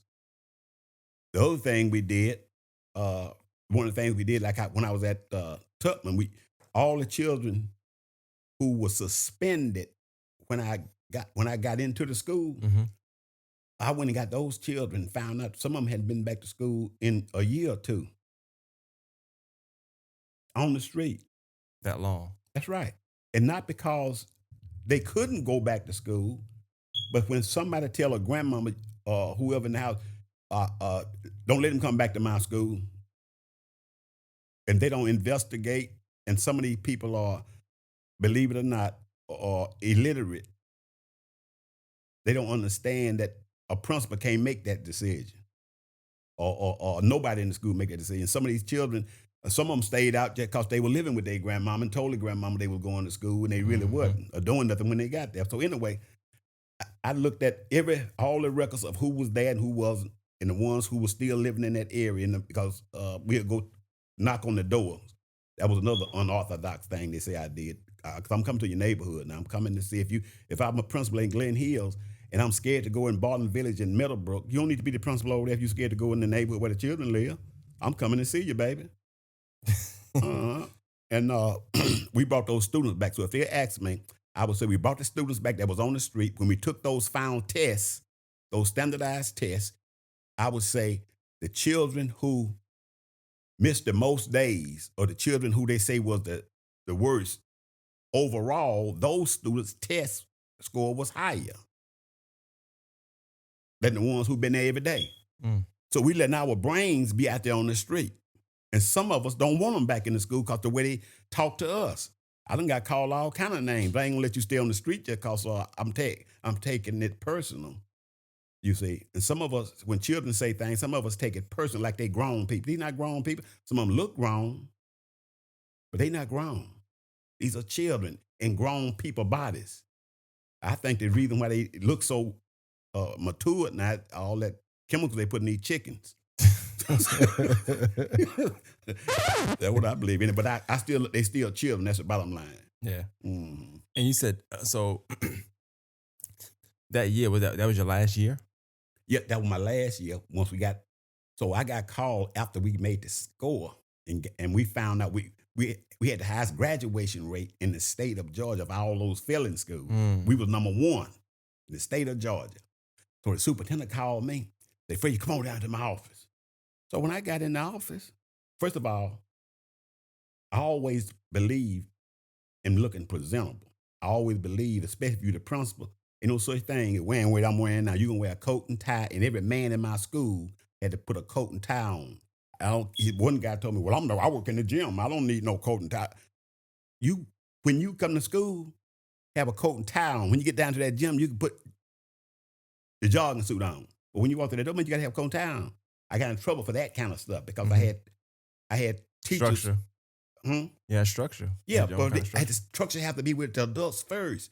How we gonna have the boys to pull their pants up when you walk in here with some gym clothes on, with some rusty old gym clothes that got holes in them, and you telling this boy over here to pull his pants up? That don't even look right. Mhm. You see, or either one of the teachers walking around there with a handkerchief on, they put their clothes on right. So we dealt with the top first. That's another thing we did. We kind of cleaned up some of that stuff with the adults. But anyway, when the superintendent called me, come on down to my office. I went to the flea market. I went straight to the flea market when he called me. My wife said, "What are you going to the flea market for?" I said, "We got the highest graduation rate. The principal want me in his office. He want me in his office." So I went straight to the flea market and got me a new suit, some new shoes, and a new tie and shirt from the flea market. I was clean. When I walked in that office, it was him and some more people around the big table. I'm thinking I'm finna get a raise and everything now. He said, "Dr. Frazier, you did a pretty good job over at Glen Hill. So however, I'm not gonna keep you long. However, we're going a different direction next year. You will be a teacher at Glen Hills Middle." Any questions? Mm. I say, "Well, no, he didn't tell me the school. He just said you'll be a teacher." Then he asked me, "Do you have any questions?" I said, "Well, what school?" Then he told me Glen Hills Middle. I said, "Yes, sir. Have a good day." So I went on back home, put my suit up, put it in the closet, still sitting there. He never put it back on. Mm. But the bottom line, and see, I uh, don't know. That's kind of sad. I know you're trying to skip over well, that, but that's kind well, of I it's put kind it of this sad way. story. Yeah, but let me say this. I done seen it happen over and over and over and over again. That's why I think I was able to deal with it the way I did, because this stuff don't just happen to me. And out of my community, when you are a man that have some standards yourself, it's hard to make it with other people. Uh, I just say with less standards. I just say it like that. But you not going, and that's why a lot of men don't fight back. They go along to get along. It's easier. Mm-hmm. It's very easy to just go along with the program and do what we tell you to do, even if it's killing your own children. To some of us, it's easier to do that. Just let them go and fail. Ain't nobody gonna fire you. Ain't nobody gonna. You don't get no trouble for letting these children fail. You're not gonna get into trouble. But when you start putting things into place, that's gonna be a little challenging for those who want them to fail. Uh, you're gonna get a target on your back. So I went on and retired after that, and ran for the school board. So I want to talk about that. First of all, I'm just sorry that happened. That's just, I know you, you said it's okay, but it just seems sad. Well, I'm just It's like a triumphant story where like you did something they didn't expect you to do, did it in a high fashion, and became number one. And then it's just like, well, even though you did that, I still want you to do this and give you some mhm. bottom of the barrel type stuff. So Yeah, but I'll just say this: the way I look at it, it's too many of our children out there uh, that need our help for me to give up. I can't control what other people do. Only thing I have to do is I have to prepare myself uh, for when things don't go the way they should. hmm Because see, sometimes when you think uh, you in this game, or and everybody like Wayne Frazier, and then they do something different to show you, and you don't know that they don't care about you anyway. You don't already know that. Then you'll get sick. Oh, I thought they liked me. Them the people who get sick. I thought they liked me because I was doing and then they flip on you like that. Man, I done seen people have nervous breakdown because they got tricked. Tricks are for kids, baby. oh, Uh-huh. I would be remiss. I know you said you ran for the board, right? So Yes. describe that and what is that? What especially on a hierarchy level, like what is that running for the board? Well, unfortunately or fortunately, I'll say this. Uh, I, you want to know that you want to know what it's like, or do you want to know how did I get into it? What's the question now? So could you do that now? It's currently right now you're on the board. You're a board member, right? Right. Uh-huh. For District 4. This is for uh-huh. Okay. What exactly is being like I know like say a commissioner. I would ask a commissioner, what is a commissioner? Hmm. So what is that position you hold? Okay. What my job is, on the board is to be to have the fiduciary responsibility of when it comes to the money to make sure every dime of the money is spent towards getting the children a better education, Okay. whether that being hired the teachers, building buildings, or whatever. And I made a statement that I guess some people got a little had some issues with. The statement I made, I did not vote for the budget last year. Basically, I seen $1 billion, basically $500 million come through the system. But for the last 15 or 20 years, we didn't had a D or an F rated uh, uh, as as in the state of Georgia anyway. Our rating is a D or an F school system for the last 15 or 20 years or so. But we got money, $500 million a year, basically. In my mind, if if I hold the fiduciary responsibility as a board member to bring the school system up to a level where all the children in all of the schools are successful, I can't rightly say I'm doing my job if the very thing I'm on here for is to bring the academic standards up. And for 15 or 20 years, I'm getting the money, but the standards still down. Hmm. So how can I say I'm doing a good job? That's my responsibility, you see. And then when I said what I just said to you, believe it or not, some of my peers take issue with it. It's like I'm saying something bad about them. I'm not. I'm just talking about how I feel.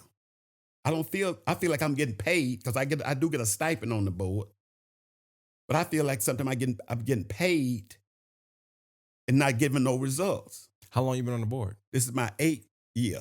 Okay. Okay. 8 years. That's This is my second term. did, with what how people may view you or feel about you and what you know, what you don't know. When you run, do you feel like you'll win, or is you be up in the air for you? I'm always feeling like I'm gonna win. I'm going in there with the winning attitude, babe. I'm going in there with the winning attitude. But I don't know if you saw any of the last election I was in, but the lady that was running with me, some people say running against. I ain't that woman was running with me. She was running for that seat. She wasn't running against Wayne Frazier, but she was running for. This is the way I look at it now. She was running to have an opportunity to serve in that seat that Wayne Frazier sitting in. That's not Wayne Frazier's seat. Sometimes we get in on the board and these elected officials, and we act like that's our seat. Yeah. And sometimes we taxpayers we allow them to think that way because we keep them now forever. That ain't your seat. That seat belongs to the taxpayer. So when this lady was running, her and I met. uh, I think we was out there campaigning one day when I met her, and I walked over to her and wished her good luck. I say, but if you win, ma'am, I want you to know we're in the same district. And if you win, you're going to be my representative. My job is to help you. When you get in that seat, is to help you help these children. I'm not going to stop helping children just because I'm not in that seat. And if you're my representative, my job as a citizen is to give you all the knowledge I got about helping the children. Hmm. So I just would like for you to know that, because if you get down there, I'm coming to see you, and I want to talk to you about some strategies that I think can help you help the children. And we met and we took a picture that day together. And sometimes I think we take this politics too personal, you see, and that divides us even more from helping each other with our children and with our community. He ran against me. I don't like him. Them people, I don't look at it that way. You see, and you can be effective to a degree without sitting in that seat if you Hmm. really want to help children. You don't have to be in no special seat. So, but I do if I run, I'm running to win, and I'm gonna run respectful. I respect people now because I want the same kind of respect. But I said, I done seen too many of us get a seat, and then after we lose, we go back home. You hear for us no more till it's Yeah. time to run again. And then the ones in the seat, you don't see them until it's time to run again. I got another question from Ken. He said, "What do you want people to know about the school board? Because it seems like y'all fighting all the time." Oh Lord, have mercy, man! I wish you hadn't asked that question. You say it seemed like we fighting all the time. That's what it seems like. I put it this way. I'm gonna say it this way. Uh, I try my best not to fight, but at the same time, I don't like you. You are not gonna dictate to me what ideas to have. It's like if I want you to have an idea, I give you one. It's some of that kind of attitude going Mm. on.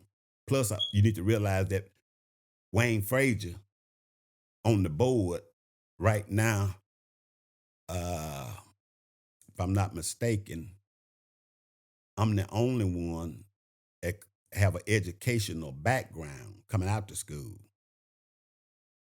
And I had issues with some of the people, because these people I'm serving the board with, Mm-hmm. some of them was on the board when I was a principal. And that was my attitude didn't change, with Yeah, them. yeah. But the way I look at it is this: if we didn't get along then, when you was my boss as a board member and I'm a principal, my job now is, if there was some friction there, my job, and now I'm on the board, I'm one of your peers now. And if we had any issues, let's put that to the side and stop fighting, and let's work together to help the children. And if you really want to keep fighting, let's do that after we get together to help these children. Let's stop the bleeding with the children first. And then, okay, and that's what that was some other people though in their communities. Everybody in the community don't have to like each other, but some of us take it so personal, we take it everywhere with us. So uh, there are some disagreements and some issues when it comes to adults getting along and being professional. And I'm not trying to say I'm the perfect one on the board, but I do understand what happens. That is happening. Right, right. And the children is suffering from it because of it. You see, Well, I mean, you answered the question well. I think that a lot of stuff. I don't know for y'all, but for per se, but a lot of the committees and politicians, we get to see them interact. We watch it every week. We can watch it. You kind of can know. You kind of can view them at functions sometimes and see right? who get along with who don't get along with who, and then all the That's right. sidebar conversations and That's right. the background. So people might, off this camera, off this stuff, I might see somebody at the gas station. They could possibly bring you up. Yeah, because this person, da da da. There's a lot of that go on. Small city, so all the stuff get out I there. So it's understand. not like it's not like people don't be knowing. Right, right. But I know you got I want to get this out of there too. You got a function next week. I know that you're trying to promote. That's right. We're gonna have a like a town hall meeting, basically. It's like a forum. Yeah. So Well, to not speak. really a forum. It's gonna be like an information session. We're gonna bring information to parents and citizens we have all the stakeholders basically for Richmond County school system. It's titled "Who's Really in Charge?" Who's of really in Richmond County charge? School System. Okay, That's right. Who's really in charge of Richmond County school system? and it says you are. You. And when I say you, I'm talking about the taxpayers. Got you. But the taxpayers have allowed us, board members and superintendent and his staff, to be in charge. They work for us. The school board and his staff and the board members work for the taxpayers. You see, and the way you hired us is you voted for us. Right. And we're supposed to, when we go downtown, anytime any issue come up, what I try to do, me anyway, okay, just say it's an issue of building a new school in a neighborhood, and especially in my district or wherever. What I try to do is think about the people and how they're going to be affected by that new school, and look at the people to find out, do we actually need it, or is it something that we don't need, or can we do something else with that money, or whatever. But I'm not trying to think about what's best for Wayne Frazier or what I like. Right. for whatever other reason. So when I say that people hired us to bring their issues to the table, uh, I think sometimes they get a little fuzzy. Uh, Like, what do you want people to take from this? Like, when they come, what do you expect them to get from this? well, what I Um, want them to do is, first of all, understand that the board and the school system work for them. That's theirs. That's not ours. And unless they get engaged, unless the community get engaged, nothing is going to change as it relates to standards moving up and our children graduating at 100%. That's not going to happen unless the community find a way to become engaged. And don't leave that in the hands of board members. Don't leave that in the hands of the superintendent. They work for us. And when I say us, I'm talking about taxpayers. And I work for you, the people who put me in that office. right, So don't leave. We got to find ways where we're gonna have to communicate in the community where we can not. And I'm gonna say work together with the board, right, because right now it's almost as if the board is over on this side, the community is over here on this side, and the children is over on another side. We got to all work together to see success, and all of it have to be directly for the children, especially the children who are failing the most, the ones who need the most help. So I'm looking at the flyer that you sent in. So the people on there, like, what went into getting these people to be a part of it? I want to read different names. You Well, got this meeting really uh it's been about at least about a year or so in the making. a whole year. Yes, it's not an overnight thing. This lady that's it's a lady gonna be there, one of our state representatives. Is that She's gonna Lynn talk about, Lynn yes, Gladney? yes. She's gonna talk about basically how uh, charter school money and voucher money is being spent and who should participate in it. Because right now there's I guess a stigma out there that says that we don't want to take no charter school money or no voucher money because that's taking money from the public school system. And that's not true. Well, I'm just saying now, but But I'm saying I'm if that, asking, is it well, true? I'm not going any money that's using education, a lot of that money, whether it be charter, voucher, a lot of it do come from the public school funding. So yes, it comes out. However, it didn't say we're gonna take that money and the poor children can't use it. It's for everybody. But we just got to find a way to say if the public school is not functioning properly for all children, which it doesn't, private schools don't function well for all children. Charter schools don't function well for all children. But if you're poor, the only choice we have is the public system. Hmm. If McDonald's was the only game in town that sell burgers, we didn't have a choice. You got to go to McDonald's. That means you got to go by their rules. And there's no other rules in town. We got to pay whatever price they want. If the burger costs $25, that's what you if you want that burger, you got to pay $25. So poor children don't have a choice basically other than the public school system. So what we got to do is start offering them more choices. But it's going to be up to the community to do that. The public school ain't going to jump up and say, let's get these poor children another choice. Right. There's too much money in public schools. Matter of fact, public schools in a lot of places have more to do with business than education. Expound on that a little bit. Well, look at we got some beautiful schools, and but my thing is this: what's the use in having a big, brand new, pretty school with all the technology inside the school? When you go in the building say, "Good morning, Dr. Frazier, your coffee is ready," and close the door behind you. It automatically closes by itself, and your coffee, all the technology, lights come on as soon as you walk in. When you leave out, the lights automatically go off. It locks itself up or whatever. All that technology we have. What's the use to have all that technology? Everybody got a computer, whatever. What's the use to have all that if the children walking out?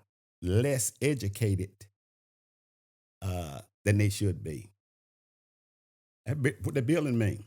So what I'm saying is this: uh, we got the producers of public education, and we have the consumers. The producers of public education has no interest in public education other than economics.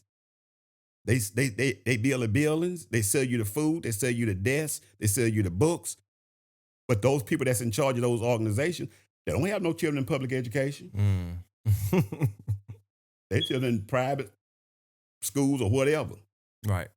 You say, and matter of fact, most of them don't want their children close to no public school, especially today. Now, a few years ago, maybe it was like that, but today, uh, it's very seldom to have those producers of education having their children in public education. The consumers of public education basically are poor people or children who is in a special program, just like the magnet school. The magnet school, uh, but everybody can't get in the magnet school. It's a public school, but everybody can't get in it. You pick and choose. We pick who we want to go to the magnet school.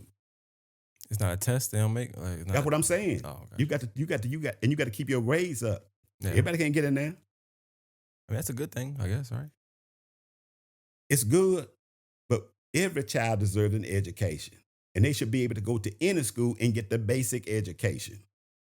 See, I agree, but that'd be one of them things where like then they wouldn't be a magnet school. It'd just be a school. Well, I don't have no real love for no magnet school. Dang. My thing is this: every school should be a magnet school. Every school, but you're gonna find more interest, public interest, in the magnet school than the regular school. Well, I agree. I guess I get what you're saying on that.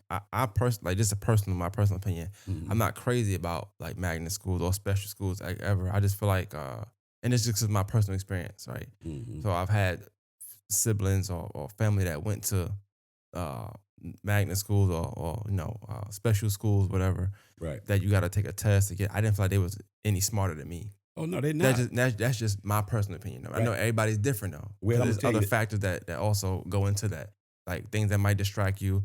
Being with students that are on a certain path or that are more like minded or Mhm. whatever. I know it's a lot of politics and a lot of other factors that come in that. Just me personally, I'm the same way. I'm not like anti Right. magnet Right. school, but I love public school and it worked for me. And I feel like I'm just as smart as people that I know went to these fancy Right. schools. But the magnet schools, one of the things that they have going for them is that the children in those magnet schools, uh, they don't have a choice. The parents don't have a choice but to be involved and be engaged.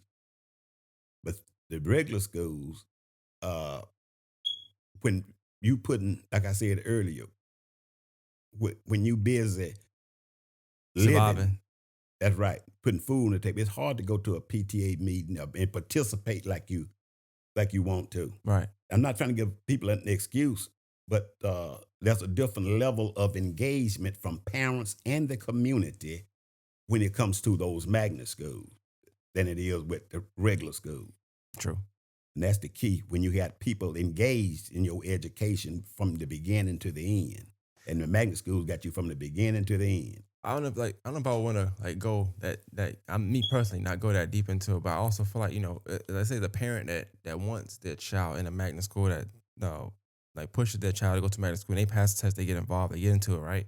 That parent also will probably want to do more just because like I want you to do well, I want you to be in the school, I want you to feel like all the other students parents can come here. It's more somewhat of a competition, but also at the same time it's like you got to make a dedication as well. So Right. you got your son, your daughter in this magnet school. Now you also have to go ahead and put yourself on this discipline to make sure you attend these Right. events and stuff like that. So I think it could be beneficial because you could have a mother or a parent who didn't do it Right. when their child was in public school, Right. but then did it when their child went to a magnet school That's right. as a means I've to seen exactly. disciplining you. So I'm gonna discipline myself as well. I've seen that. What you just what you Yeah. just described. I've seen it. A child that was. I had a parent who had children at Glen Hills, and she had children in the magnet school, and her participation level at the Glen Hills was a lot less. But that's the I way it got you. is. But it may I don't from my standpoint, I haven't been in your shoes. I don't necessarily see nothing wrong with it. I think it's one of them things where some like you said, you learn better, you do better, right? Right, So you if you feel like magnet is better, you also gonna at this point be more involved as well because right. that's also better. So But see, my job as a principal anyway is to help that parent and close the gaps for that parent that can't be involved, that's trying to put food on the table. mhm, My job, even though it's not written in the book, that this phrase what you need to be doing, my job is to do everything I can to close that gap for that parent who want to be involved, but they work. And I give you one example. We had a PTA meeting. Like I told you, my my principal, when I was assistant principal, told me the reason why they. And I told him only 15 people showing up, and I told him I think we can do better if we do these things. So when I became the principal of Glen Hills, I say now I can make some change mhm, that I told him about that he didn't want. So what I did was I got all the teachers and told them what my plan was, and had them to buy in. What y'all think? Do you think this will work? Yeah, that's afraid it'll work. So it ain't just Wayne Frazier by himself. That's right. the first Not thing. I got to get the dictatorship. buy-in. Right, right. So I said, the teachers, what I want you to do is get a phone log. I want every teacher at the beginning of the year to call every parent before the first month of school is in. Call them and tell the parents your name and what you teach, and tell them whatever child they got in your class. And when you tell them Willie is in your class, make sure you tell them something positive about Willie. Don't, because see, a lot of parents will be shocked when somebody call them and tell them their child doing good. Mhm. Call them and tell them, ma'am, I'm Miss Ann. Willie's in my class, and he is just a wonderful spirit. He came to school today. He had his pants up, and he was so nice, and he helped me open the door. He was a nice, Jesus, just a nice human being. And then I say, now if it's at the end, he did something real raunchy or crazy, say that at the end. Then she say, however, ma'am, well, only thing he did do, he called me a bald head bee today, and just talk to him on the back and just say, tell him about, saying bad words and that kind of thing. But tell him at the end. Right. First of all, if the child bad, the parents already know they bad. But every parent want to hear something good about their child, no matter Mhm. no matter what it is. And then you tell them if we having a PTA meeting or something, I'm gonna give you about a month or so notice when we gonna have it. So you call all the parents. In your phone log, you write down the time you talk to the parent, and if the parent can come, let them know the time and the date, the place, whatever. If they can't come, is there something you can do to help them? If they say I need transportation, put that and let me handle that.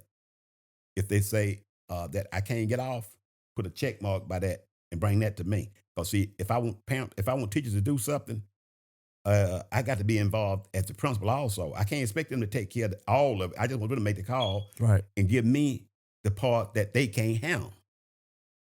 If they say that I got to work, let me know who that parent is. Give me the phone number. If they say they got babies at the house they can't leave, give me that parent and let me handle it and give me the number. Then when I call them, I say, I understand, ma'am, you need transportation. We're gonna get a bus. The bus that bring the children to school, that know the route where you live and everything. We're gonna get a bus to come get you. The bus driver make $20 an hour. We're gonna find $20 more an hour for him and pay him double that price to drive that bus that night. Because bus drivers need to get Did, paid too. did that work? Did I'm finna tell you. I'm finna lay it on you, baby. The next thing they say can't. The parents who say they cannot get off work. I wrote a form, just a regular letter to every place that they say they work, to their bosses, McDonald's, Burger King, Walmart, uh, SRS, or wherever. Sir, ma'am, this is Dr. Frazier. Miss Ann, work on your facility. We having a PTA meeting on this night. Is there any way you can allow her to be off without penalty?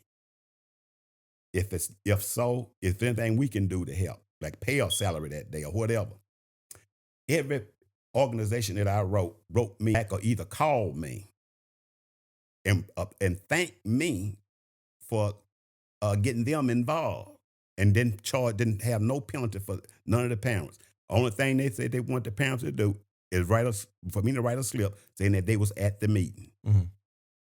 And what was the other one? Babysitting. Bring the babies with you. When the bus come get you, bring the babies. We got a room for them. We got a certified teacher and babysitter that going to have some snacks for them, and they're going to watch some educational cartoons or movies or whatever. Bring them with you see. So I closed all them gaps. The first PTA meeting we had 300 parents. Mm. 300, and we never had a PTA meeting after that with less than 100. You see, so what I'm saying is this. Like my boss that said that he sent emails out and he sent a flyer home and he do this. Okay, but you still getting 12 or 15 pounds. So you're doing the same thing, getting the same results, expecting something different. Now, how I did that, and this is how some people are.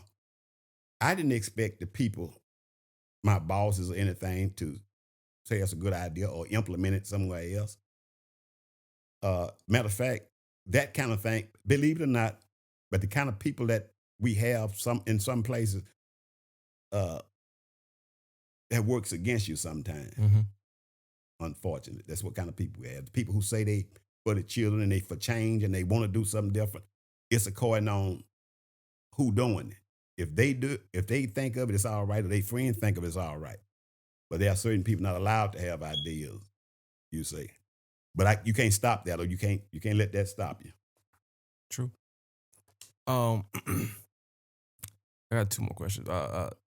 This one, what do you think is missing in a classroom 10 years later after your success at Glen Hills? Was Mr. in the classroom? Yeah, like if just your opinion of what's missing in the classroom 10 years later after your success at Glen Hills. I think the thing that's missing in the classroom basically is a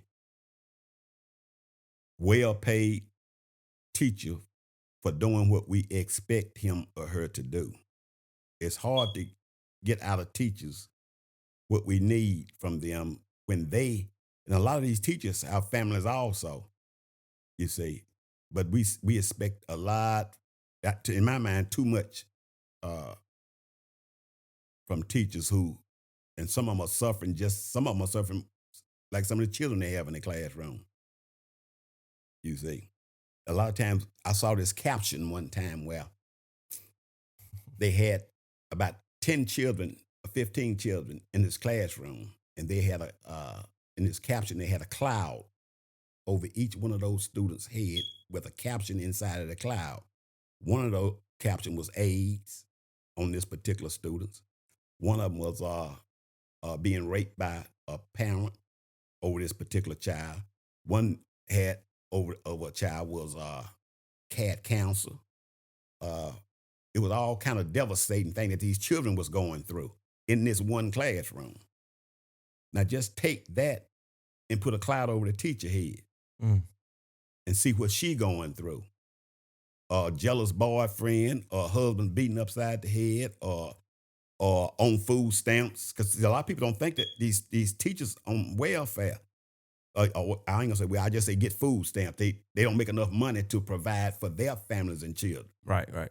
So it's a lot of things these teachers going through also, and then have to deal with these children going through the same worse.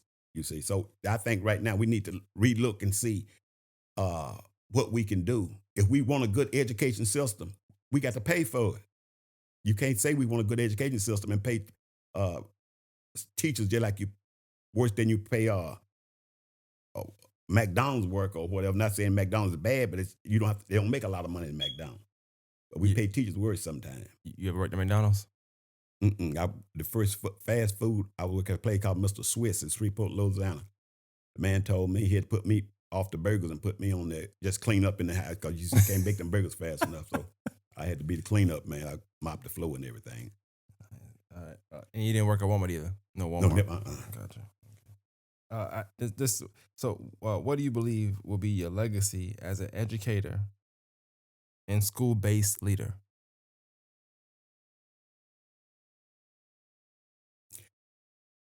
I would say that based on what I hear directly from the students that I have had the opportunity to serve. Uh, and when you say legacy, to me, when I hear that word legacy, it sounds like a somebody important and somebody who done made an impact and somebody who done did something out of the norm or whatever. I just say what I hope it would be. I don't know. I don't know what it'd be, but what I would hope it would be is that uh, I treated all the children, especially children, as human beings. And the reason I say that is because, and I know it's harsh to say it, but I've seen children not by teachers and people so they love them. I've seen these same people disrespect children and don't treat them as human. And all these children need, to me, when you respect them, they expect these children to respect us. But I've sit with some of my peers, and young man, walk up. If he got his pants sagging or got dreads or whatever, just look different. I put it that way, or some gold teeth. I've sit with some men my age and look at them and say, "Look at me, ain't nothing but old damn thug, need to be locked up somewhere."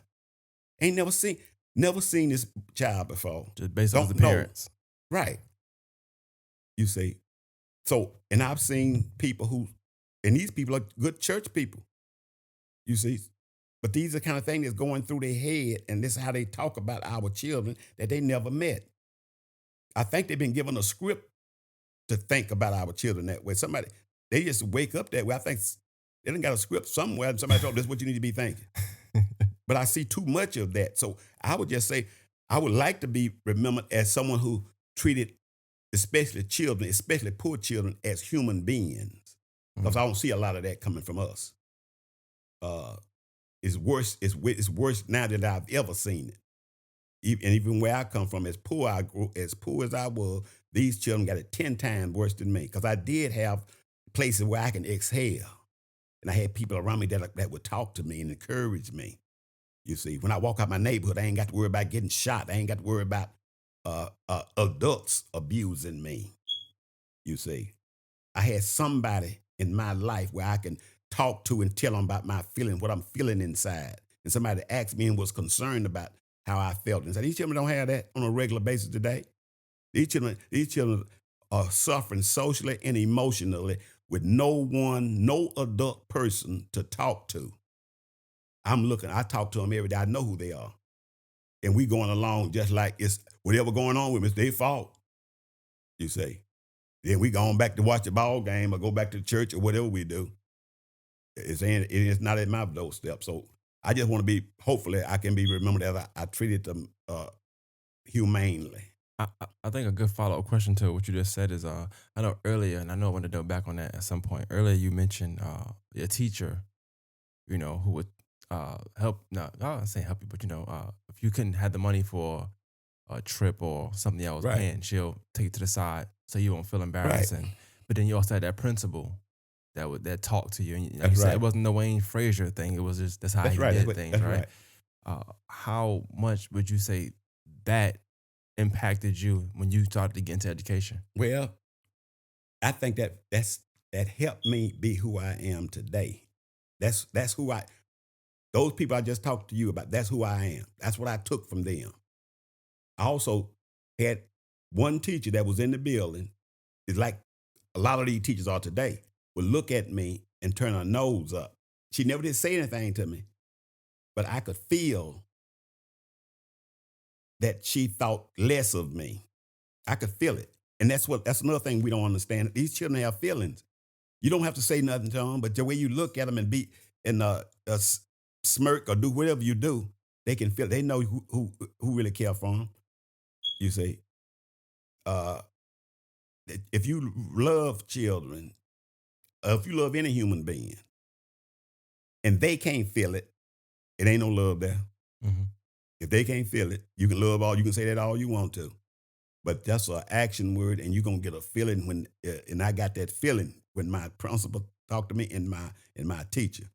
You see, matter of fact, I'm sitting here at 70 years old now, and I'm reminiscing, and I can feel that same feeling at 70 years old. It sticks with you. You know who care about you. So the most important thing for me is having children to feel that way about me. Because I know I don't care about no, awards and a pat on the back, teacher of the year, principal of the world. All that's well and good. But what is that if you didn't touch somebody that made that connection? There's no feeling better than that. Yeah. If my wife is listening, I ain't talking about you now, baby. Hey, I did want to say this before you got it. I want to say, earlier I asked you a question. I said unorthodox, and then you mentioned a situation with unorthodox, right? Mhm. And listening to you talk and talk about um, your action plan for to get in that PTA meeting to be full and have them Right. people right. Uh, I don't know if unorthodox is the correct word. I think you just kind of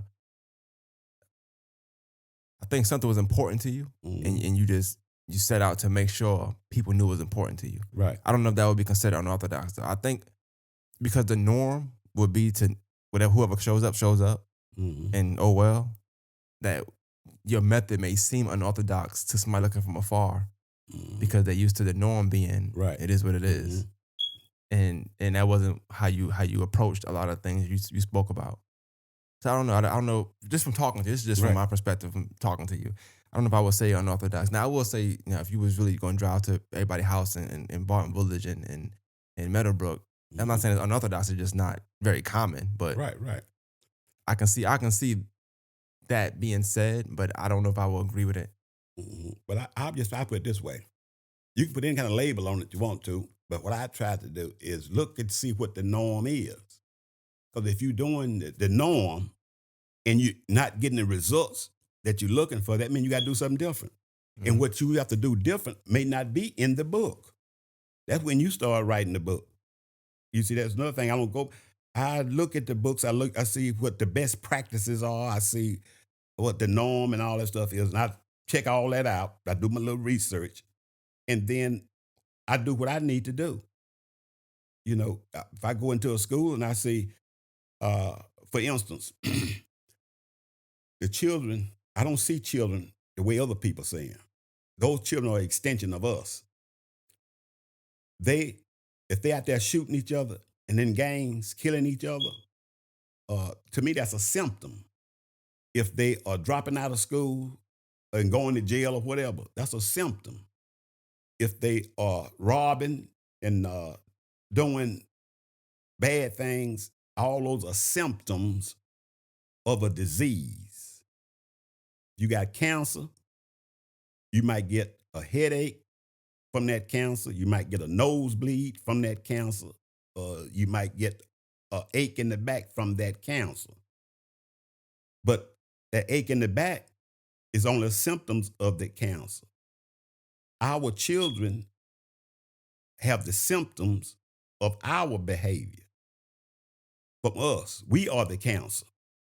And when I say we the cancer, them children didn't sign no piece of paper that say it's all right to hear cussing and rap music every day, or either come on television and see explicit sexual acts every day whenever they get ready.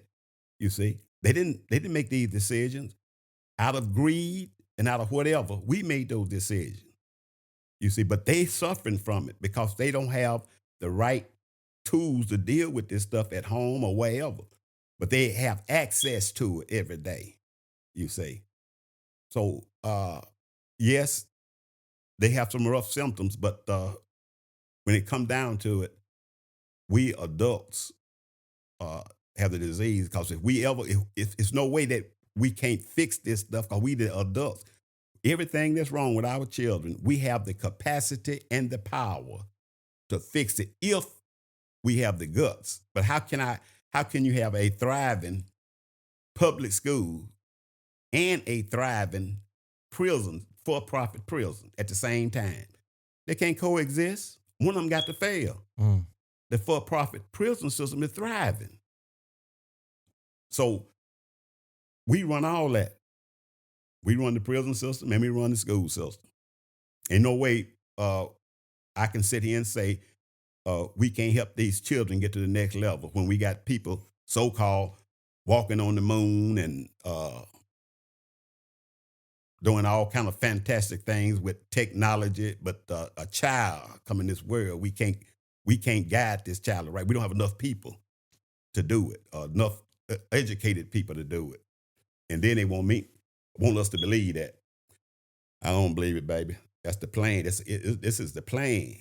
We just got the people who care got to find a way to uh, put a knot in that plan. Yeah. Well, look, man, I definitely enjoyed the conversation. I thought it was everything I thought it would be. Learn a lot about you, learn a lot through you, just in education and in your story. I do want to say this though. So the event for who's really in charge of the Richmond County school system is October 21st, 2023, from 10 a.m. to 1 p.m. Broadway Baptist Church. What Yeah, I'll do is this flyer you sent me, right. any snippet I make, I'll make sure I put it on in the beginning, before and after, so that Okay. during the week they know that we still pushing for the people to come to the event. But yeah, man, you speak well, you got a great story, and learned a lot about you today. So hopefully people watch this and learn more about you as well too. Well, I hope they join me. Cause I'm on a mission, baby.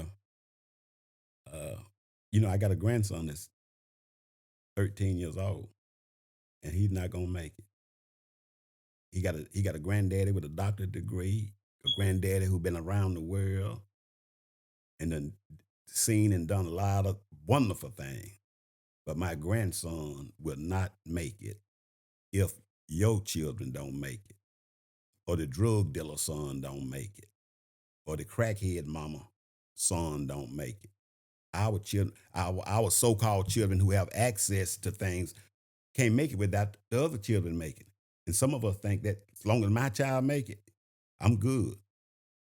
But I don't see it that way. So we got to work with the children who don't have a grandfather or a mother, you see, or a caring uh any family member.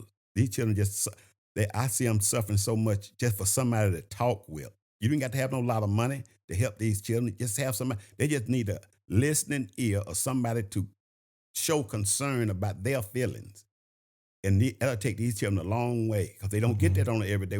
We got children suffering from the human touch. To hug a child or hug another human being is the most powerful thing you can do. And that's one of the things that we are restricted from doing in the school. Don't touch. And I made it my business to hug every day. Mm. You say, you ain't gonna tell me not to hug. And these children are well, a lot of times they reluctant to hug, but I'll put it this way. If you touch a child inappropriately, that child will know and you will know. So if you one of them kind of people, uh, everybody, somebody gonna know. But to me, it's nothing wrong with hugging a child because I know how it feel not to get hugged by my dad, especially. So uh, you have to do what, like somebody, you got to step out the box. Sometimes you got to do whatever, and it's not acceptable downtown or where, but you got to do what you got to do. And for me, so far, when it comes to children, most of it have worked. It haven't worked for me too much downtown, but it worked where it counted. I put it that way. Uh huh.